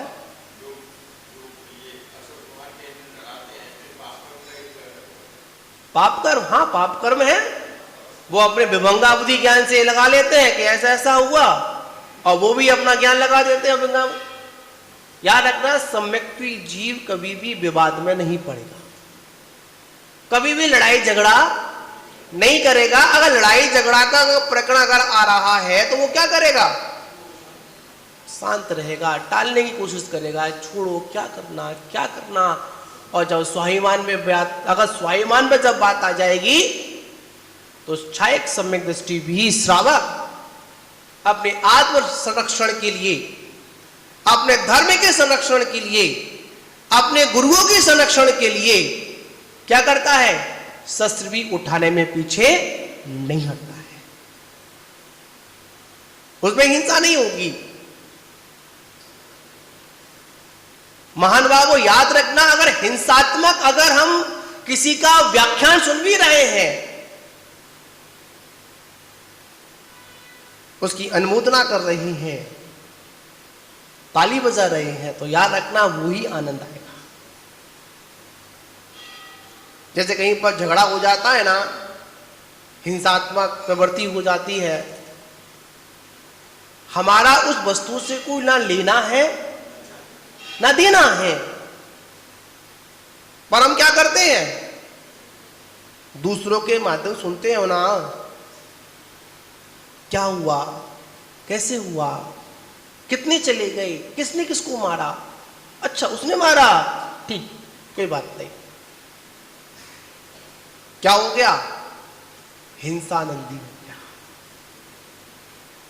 एक आतंकवादी होता है, देखें आप लोगों ने, एक दिन की प्लानिंग नहीं होती है, कितने दिन की होती है, सालों की होती है। सालों से उसका प्लानिंग बनाता है, तब कहीं पर लास्ट समय पर जो समय निर्धारित किया जाता है, उस समय वो कार्य सफल हो या ना हो, पर जब से उसने वो प्लानिंग बनाई है ना, हिंसा में आनंद का और हिंसा संबंधी कार्य प्रारंभ किया है ना, तभी से उसको उतने सारे जीवों को भाव हिंसा लग रही है। क्या लग रही है, हिंसा दो प्रकार की, एक द्रव्य हिंसा और एक भाव हिंसा। मच्छर हमारे पास आ गया, आया नहीं आया, सामयिक कर रहे हैं, कुछ कार्य कर रहे हैं, मच्छर कहां आ गया, हमारे बुन बुन बुन बुन कान पर, सर पर घूम रहा है, ठीक है। हम उसको द्रव्य से तो मारा नहीं, मन में क्या आया, बहुत मच्छर है, बहुत काट रहे हैं, चले जाएं। क्या, अब जाने का मतलब क्या हो, समझे आप लोग चले जाए। बताओ कौन सी हिंसा हुई, वो तुम्हारे भावों से, क्या तुम्हारे भावों से मरा, क्या नहीं मरा ना, पर हिंसा कौन सी हुई, भाव हिंसा हुई। हम लोग कोल्हापुर में थे, आचार्य सिंह के पास थे, तो आचार्य सिंह ने बहुत सुंदर एक बात समझाई हम लोगों को। उन्होंने बोला, आप हमारे दर्शन करने के लिए आए हैं, हमारे पास बैठे हुए हैं, और आपके आगे सामने व्यक्ति बैठा हुआ है, कोई साधु बैठा हुआ है, या कोई श्रावक बैठा हुआ है, या कोई जो भी भीतर चल रहा हो, आप थोड़ी उससे पीछे हैं, वो आपसे आगे है, आप मिलना चाह रहे हैं, आप बात करना चाह रहे हैं, सामने वाला व्यक्ति हट नहीं रहा है, वो अपनी बात कह रहा है, आप मन ही मन क्या सोच रहे हो क्यों जी, क्या सोच रहे हो बताओ आप लोग है? कब हटे, और मैं क्या करूं, अपनी बात रखूं, पर क्या होता है, वो तो अपने समय के अनुसार ही हटेगा। और कभी कभी मन में क्या भावा, कभी इतने इतने परिणाम क्रूर हो जाते हैं, अरे यार निवट ही जाए, ये टिंटा ही घट जाए, कैसे विचार आता है, हटी जाए, रास्ता हटाओ इसमें से। ये कौन सी हिंसा हुई, भाव हिंसा। बहुत से लोग भाव हिंसा के माध्यम से किसी को मार भी नहीं पाते, फिर भी एक बहुत अच्छा कथन आता है भाव हिंसा के बारे में समझने के लिए। लवण समुद्र में एक मत्स्य होता है, मत्स्य बहुत बड़ा, कितना 500 धनुष काया का होता है ना, कितना होता है, ऐसे बहुत बड़ा विशाल रूप होता है उसका, है ना, विशाल काय का होता है। तंदुल मत्स्य के बारे में बोलते हैं अपन। जब मुंह फाड़ता है ना, है हाँ मत्स्य होता है वो, तंदुल मत्स्य बोलते हैं उसको। मुंह फाड़ता है ना, तो उसके मुंह में जाने कितने जीव राशियां कहां जाती हैं, आपके मुंह में जाती, आती रहती हैं और जाती रहती हैं, पर किसी का सेवन नहीं कर पाता। पर उसके कान में रहने वाला एक छोटा सा कीड़ा क्या चिंतन करता है, अगर इसकी जगह कौन होता तो क्या करता, एक को नहीं छोड़ता, कहां जाता है? नरक जाता है वो। कौन सा नरक? 7वें नरक जाता है। विचार कर लीजिए आप लोग। कहीं पर विशाल झगड़ा हो जाता है, कहीं पर उपद्रव हो जाता है, वहां पर क्या कहते हैं? क्रोध में आकर कितने हमारे कुपरिणाम बन जाते हैं। अगर मैं होता ना तो किसी को नहीं छोड़ता, ऐसे परिणाम आते। हिंसा आनंदी, हिंसा में आनंद मानना। महानुभावों, विचार करिए, सोचिए, एक बार चिंतन करिए जिनेंद्र भगवान की वाणी का। हम लोग बहुत सारे न्यूज चैनल देखते हैं, अखबार भी पढ़ते हैं। पढ़ते नहीं पढ़ते अपन? आप लोग पढ़ते होंगे, सारे लोग न्यूज चैनल में देखते होंगे आप लोग, है ना? उसमें ऐसी और हिंसात्मक खबरें भी आती हैं। और ये टीवी चैनल वाले अच्छी बात कम दिखाते हैं, बुरी बात ज्यादा दिखाते हैं, और बार बार रिपीट कर कर। कहाँ है न्यूज वाले? पेपर वाले बैठे नहीं बैठे? क्या पेपर वाले हो आप? कौन सा पेपर है आपका?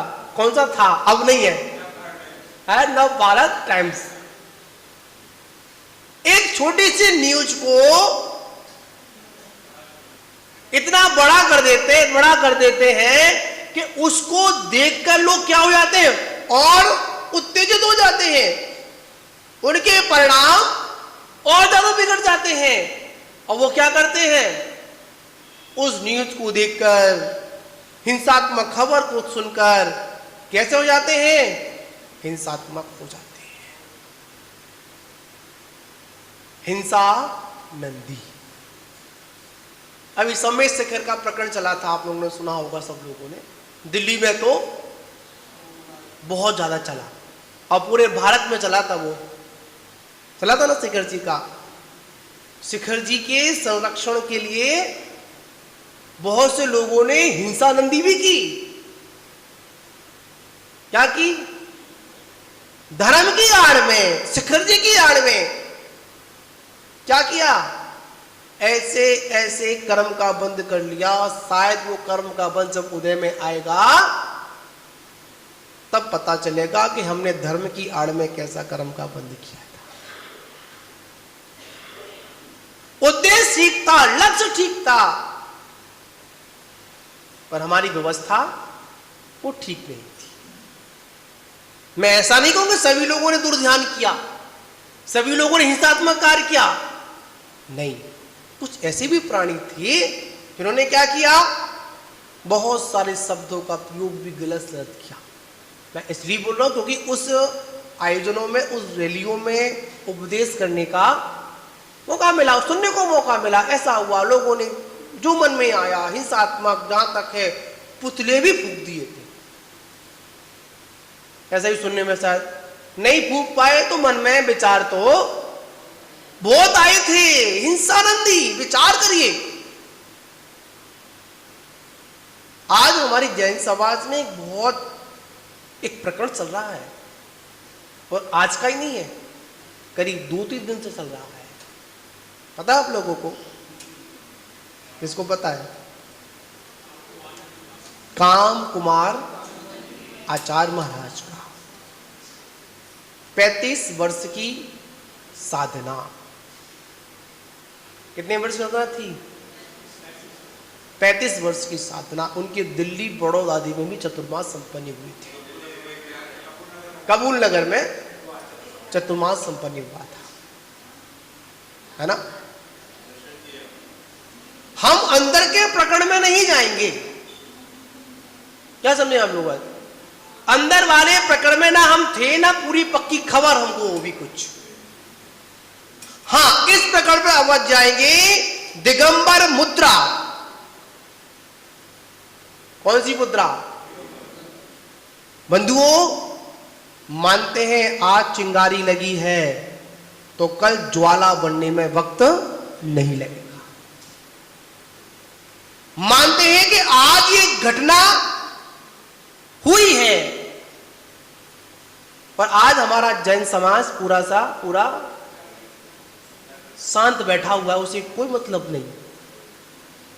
कुछ लोग तो इस पर है, अरे हमें क्या करना, महाराष्ट्र की बात है, मैंने कर्नाटक की बात है, यूपी में क्यों, दिल्ली में क्यों अपन शोर करें। कोई ये सोच रहा होगा अरे हमारे महाराज थोड़े ही हैं, दूसरे महाराज, हमें क्या करना। कुछ लोग तो ये सोच रहे हैं अरे महाराज तो 20पंथी हैं, हमें क्या करना। कुछ तो ये धारणा बनाकर बैठे हुए हैं हमें क्या करना। वो तो एक मठ पर, एक स्थान पर 15 साल से रह रहे थे, हमें क्या करना। मानवा वो याद रखना, इन सारे प्रकरणों में ना जाकर हमको एक बात का ध्यान रखना चाहिए। आज बगल के पड़ोस में अगर चिंगारी उठी है तो वो कल चिंगारी हमारे बगल के घर को भी जलाकर राख कर सकती है, याद रखना। आज घटना अगर उसके पड़ोस के घर में हुई है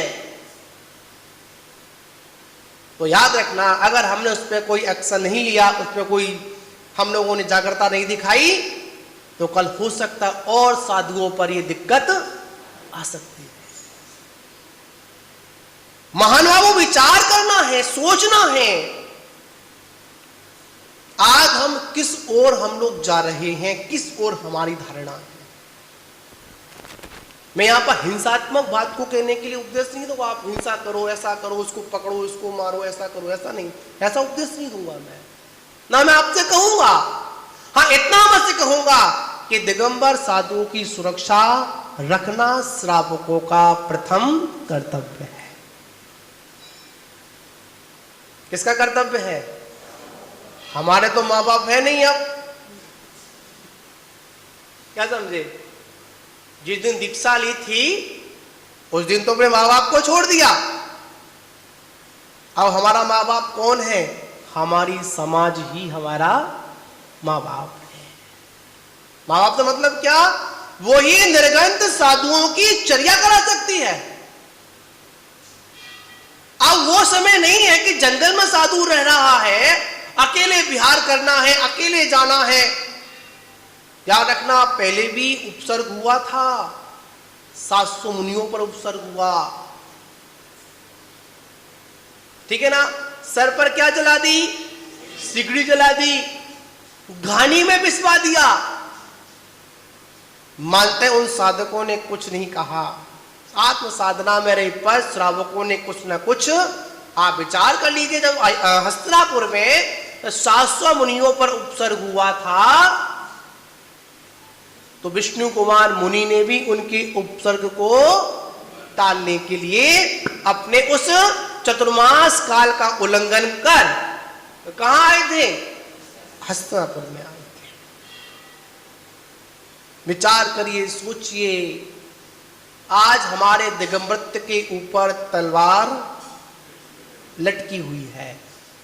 कभी भी कुछ भी हो सकता है। ना हमारे तीर्थ सुरक्षित है और ना अब हमारी दिगंबर मुद्रा सुरक्षित है, और आपका तो कुछ कहना ही नहीं। आप सुरक्षित हो या नहीं हो ये तो आप जानो। और वैसे देखें आज श्रावक भी सुरक्षित नहीं है। आज इतना वो हो चुका है, व्यक्ति इतना अपने में जीना प्रारंभ कर दिया है, उसको सामने वाले से कोई मतलब नहीं है। पर याद रखना, हमको एक दूसरे का क्या करना पड़ेगा? परस्पर में उपकार करना पड़ेगा। परस्परो जीवाना। हम लोग क्या लगाते हैं? जो जैन शासन का कोई सिंबल कोई है, कोई चिन्ह है, तो वो क्या है? परस्परो जीवाना। हाथ बना होता है, नीचे क्या लिखा होता है? परस्परो जीवाना। लिखते हैं आप लोग, मत लिखने के लिए, पढ़ने के लिए, जब करने का समय आता है तो हम लोग पीछे हट जाते हैं। ऐसे बहुत से निर्गंत साधुओं के लिए, और जो जैन साधु हैं उनमें क्या, बिहार में क्या होती है? बहुत सारी दिक्कतें होती हैं। बहुत सुंदर एक कड़वा सत्य है, आपको सुनना पड़ेगा। बैंड बाजों के साथ लाते हो और 4 लोगों के साथ में छोड़ देते हो। लाते हो तो कैसे लाते हो? बड़े ठाट वाट के साथ लाते हो, नगर में लाते हो। क्यों जी? कड़वा सत्य है। जब साधुओं को नगर में लाते हो तो 4 नहीं, कितने सारे बैंड लगाकर लाते हो, कितनी सारी भव्यता के साथ लेकर आते हो, जोर शोर से व्यवस्था करते हो। जब नगर में मुनराज रहते हैं और उसके बाद में नगर के बाहर तक कभी कभी तो ऐसा होता है कि साधु को कमंडल स्वयं पकड़कर ही विहार करना रोड पर पड़ता है। जब रोड पर चलते हैं ना तो याद रखना, रोड पर चलना कोई साधारण काम नहीं है। इतना सारा ट्रैफिक चलता है, अगर किसी ने एक ठोकर मार दी पता नहीं कितने किलोमीटर जाकर वो साधक गिरेगा। पहले तो मार्ग थे, कच्चे मार्ग थे, अब तो कच्चे मार्ग भी नहीं है, पक्के मार्ग को चलना पड़ता है। कोई गाड़ी आई, बहुत हम लोग रोड डेली अखबार के माध्यम से, आजकल तो सोशल मीडिया का बहुत अच्छा साधन है, उसके माध्यम से हम प्रतिदिन क्या सुन लेते हैं? खबर सुन लेते हैं, आज ऐसा हो गया, आज वैसा हो गया, ऐसा हो गया। फिर भी हमारी जैन समाज पर एक कोई भी असर नहीं पड़ता। ठीक है, 2 दिन गर्मा गर्मी रही, 2 दिन चैनलों की, सोशल मीडिया की वो हाईलाइट क्या रहा, न्यूज रही। मन में आया तो भेज दिया, मन में नहीं आया तो नहीं भेजा, पढ़कर रख दिया। महान बाबू विचार करना है एक बात। और रात को 10 बजे तक भैयावर्ती करते हो, कितने बजे तक? 9 बजे तक, 10 बजे तक। उसके बाद महाराज को क्या कर देते हैं? थैले में बंद कर देते हैं। और फिर कब मिलते हो?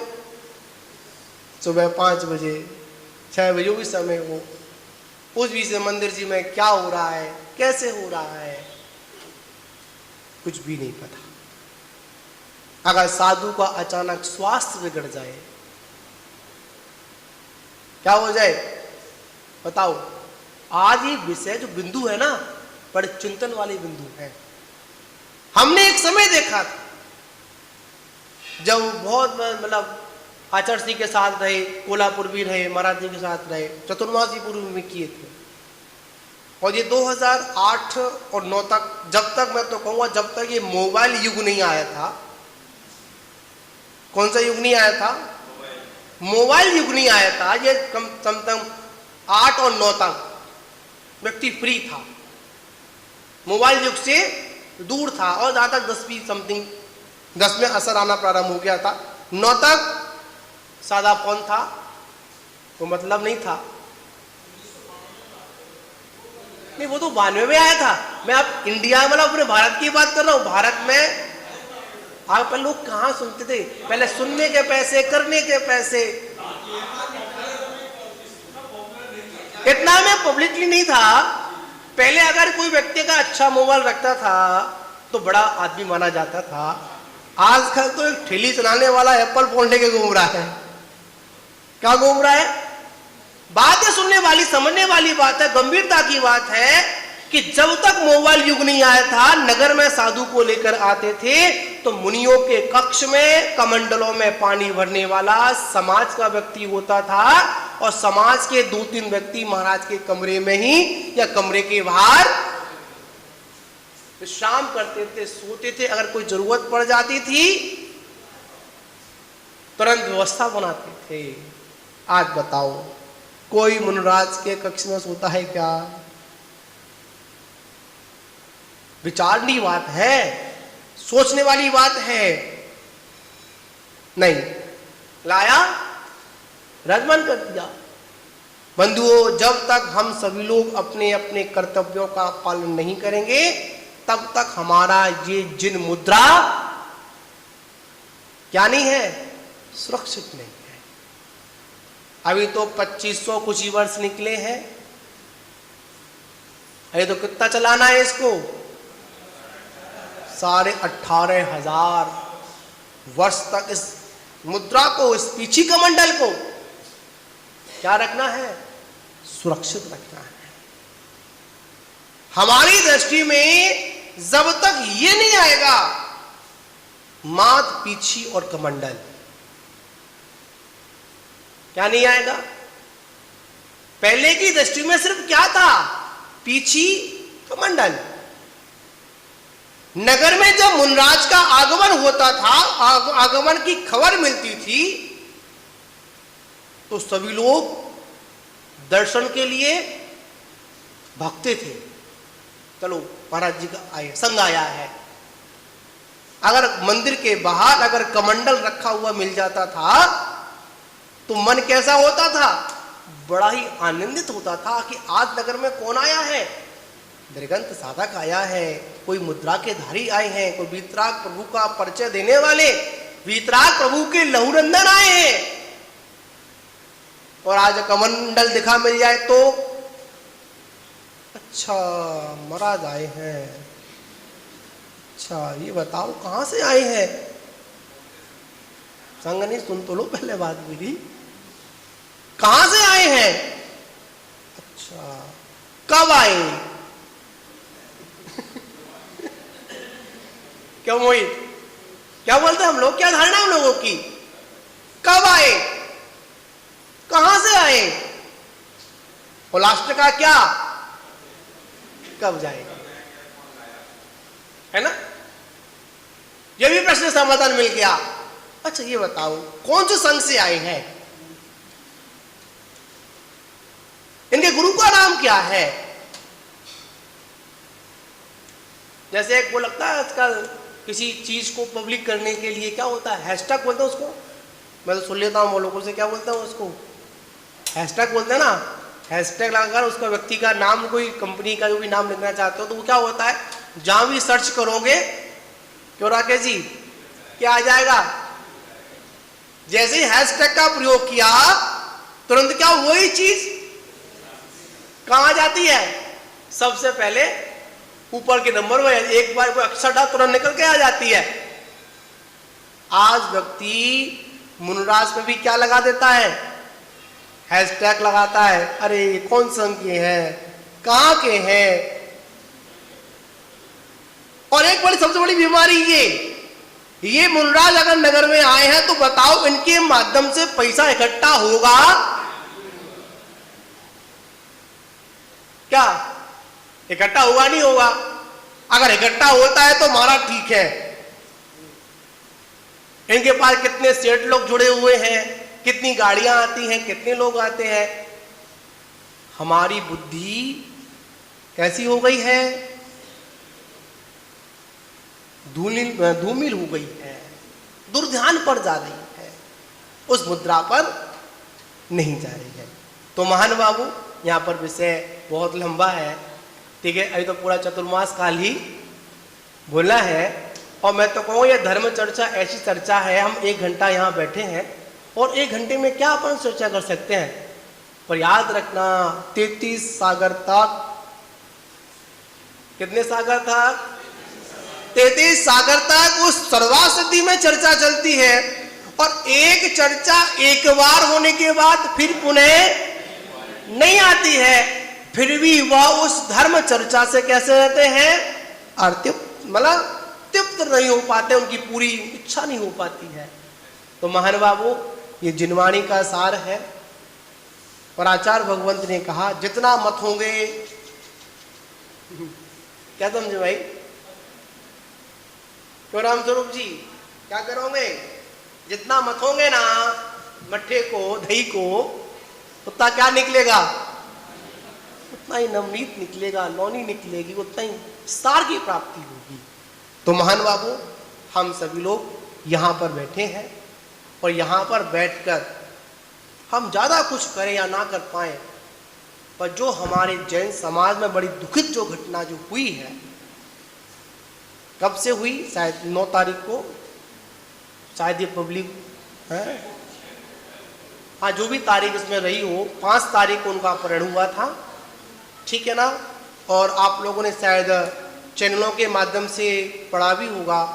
उन निर्गंत साधक की किस प्रकार से एक निर्दयता के साथ हत्या की गई। करंट के माध्यम से पहले मुनराज को मारा गया, उसके बाद फिर उनके कुछ लोगों ने मिलकर क्या कर दिए, टुकड़े टुकड़े कर कर कहाँ डाल दिए, बोरवेल में डाल दिया, उसमें डाल दिया। कितनी निर्दय हत्या। दिगंबर जी तो हम ग्रंथों में पढ़ा करते थे, गुरुओं से उपदेश के माध्यम से सुना करते थे, पर आज हमारे बीच में ऐसी घटना सुनने को मिली। तो दिगंबर समाज को या संपूर्ण जैन समाज को इस पर क्या करना चाहिए, विचार करना चाहिए। और विचार कर मात्र यही भावना मानी चाहिए, हे प्रभु आगे इस प्रकार निर्गंत मुनराजों पर किसी भी प्रकार का उपसर्ग ना आवे, और जिन लोगों ने उपसर्ग की भावना बनी हुई है उनकी बुद्धि कैसी हो, सही हो। और प्रशासनिक व्यवस्था पर हमें क्या करना चाहिए, हमको निर्गंत गुरुओं के व्यवहार में क्या करनी चाहिए, गुरुओं की सुरक्षा की व्यवस्था के लिए मांग करना चाहिए। और वैसे सरकार के माध्यम से ऐसा प्रस्ताव पारित है कि जब निर्गंत किसी मुनराज का आगमन हो तो अगर आप पुलिस स्टेशन जाते हैं, वहां पर अगर एप्लीकेशन लगाते तो आपको वहां सुरक्षा मुनराजों के लिए दी जाती है। पर हम जैन समाज के लोग बड़े अकड़ू हैं। कैसे हैं, अकड़ू है। अरे कौन चक्कर लगाए, कौन जाए, हम लोग उसकी मांग नहीं करते हैं। जो हमको अधिकार मिला है तो अधिकार का क्या करना चाहिए, प्रयोग करना चाहिए। कोई शब्द बोले बाद में सरफ निकल गया, कोई घटना हो गई और बाद में फिर नेतागिरी करने से कोई मतलब नहीं निकलता है। हमारे बीच से एक साधक चला गया, ठीक है ना, तो हम उस साधक के लिए यही भावना है कि जहाँ पर भी वो पहुँचे हों, अब क्या परिणाम रहे होंगे वो तो भाई उन पर आधीन है। पर निर्गंत, और एक बात याद रखना, जब तक हाथ में पीछी कमंडल उसके है तब तक उस साधक की दुर्गति नहीं हो सकती। यह पीछी कमंडल दुर्गति कराने वाला नहीं है, और जिसकी दुर्गति होनी है उसकी पीछी कमंडल छूट जाएगा, ये बात पक्की है। इस बात को आप गांठ बांध लेना। आप याद रखना, जिस साधक ने आहार लेने के बाद चारों प्रकार के आहार का त्याग किया है, उसी समय से उसकी समाधि मरण शुरू हो जाता है। भक्त प्रत्याख्यान मरण के अंतर्गत भगवती आराधना में साविचार और अविचार दो प्रकार का भक्त प्रत्याख्यान बताया। साविचार का मतलब क्या, प्लानिंग के अनुसार। अविचार का मतलब क्या हुआ, आहारचर्या के बाद जो चारों प्रकार के आहारों का त्याग किया है। जो मुनराज आहारचर्या करते हैं, कायुषर करते हैं आहार के बाद, वहीं पर चारों प्रकार के आहार का त्याग कर कर आते हैं। क्यों आते हैं, इसलिए आते हैं रास्ते में, मंदिर तक पहुंचने में, गुरु के पास तक पहुंचने में अगर मेरा कोई घटना हो जाती, कोई एक्सीडेंट हो जाता है, कोई समाधि हो जाती है, कोई अटैक पड़ जाता है, तो मेरा मरण किसमें होगा, समाधि में मरण होगा, उसका कुमरण होने वाला नहीं है। इस बात को आप भगवती आराधना के जो वाक्य हैं, इसको आप अपने जीवन में उतार लेना। उनका जो भी आचार्य महाराज का समाधि मरण हुआ, उनके लिए यही भावना आए कि भगवान जिस पर्याय में आप गए हो वहां पर आप सम्यक्त को प्राप्त करें, सम्यक्त की साधना करें, और आगे चलकर फिर ये निर्गंध दीक्षा को धारण कर कर अपना समाधि मरण कर कर अपनी कर्मों को नष्ट कर कर कहाँ पहुँचे, सिद्धालय में पहुँचे। ऐसी उन मुनराज के लिए, ऐसे आचार्य भगवंत के लिए क्या करते हैं, मंगल प्रार्थना भगवान से अपन निवेदन करेंगे, ठीक है ना। इसी के साथ विराम। जय बोलो महावीर भगवान की। निवेदन ही करेंगे। जब चतुर्मास कलश की स्थापना हो जाती है तो आचार्य श्री का ऐसा रहता है कि एक आहार और एक उपवास का क्रम रहता है। जब इंदौर चतुर्मास किया था नेमिनगर कॉलोनी में, तो आचार्य महाराज ने एक माह में एक उपवास, ठीक, दूसरा जैसे माह लगा था 2 उपवास 1 आहार, ठीक है ना। इस तरह की साधना करते थे और पूज्य गुरुदेव अपनी साधना में तल्लीन है। अब बंधुओं, जब आपके बीच में ऐसे साधक चलकर आए हैं। और ये मत समझना कि यहीं पर कर रहे हैं, दिल्ली में नहीं कर रहे। ये जब से दीक्षा काल हुआ है, जब से आचार्य श्री का इस तरह का चलता है, और हमको संघ वालों को खुद पता नहीं होता है। कल बैठे हुए थे आहारचर्या का, जैसे यहाँ से कही अपन कहे थे प्रतिक्रिया, उसके प्रवचन के बाद आचार्य श्री बोले आज मेरा उपवास है। ठीक, उसके बाद वापस लौट कर आए तो आचार्य जी बोले आज मेरा मौन। जब बोले नहीं तो क्या, तो मौन है, ऐसा नहीं बोलूंगा मैं। कल भी आचार्य जी का मौन था। ठीक है, उनका त्याग तपस्या वही जाने। और आचार्य महाराज कभी भी किसी को बताकर कोई त्याग नहीं करते हैं। हाँ, रात भर भी ऐसे ही बैठे रहे, आपने देखा होगा। हाँ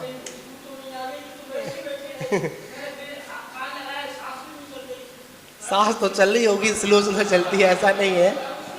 कल एक भैया बोल रहे थे, आपके समाज से आपने देखा भी होगा, पूज्य गुरुदेव जब भगवान के सामने ध्यान करते हैं तो आप लोग पता नहीं कर सकते कि शांतिनाथ भगवान ये है या शांतिनाथ भगवान बनने वाले ये है। फर्क इतना, उंगली अगर यूं हो गई तो उंगली वो 2 घंटे तक कैसी रहेगी, यूं ही रहेगी। उस उंगली को यूं नहीं होता, कितने मक्षर, कितना ही भजन कीर्तन हो, कितने अपसे का शोर हो, पर भगवान आचार्य महाराज क्या करते हैं, ध्यान में पलक भी नहीं झपकते हैं। ऐसी गुरुदेव की साधना आपके नगर में, सूर्य नगर को मौका मिला है। और कितने साल बाद, 10 वर्षों के बाद पूज्य आचार्य महाराज जंगल से कहां पर बस्ती में आए हैं। तो आचार्य की साधना का हम सभी लोग क्या लें, लाभ लें, उनका दर्शन करें, उनका ज्ञान लें। आचार्य श्री कल प्रवचन अब बताते हैं कल का क्या से क्या रहेगा, ठीक है ना। तो हम सभी लोग आचार्य श्री का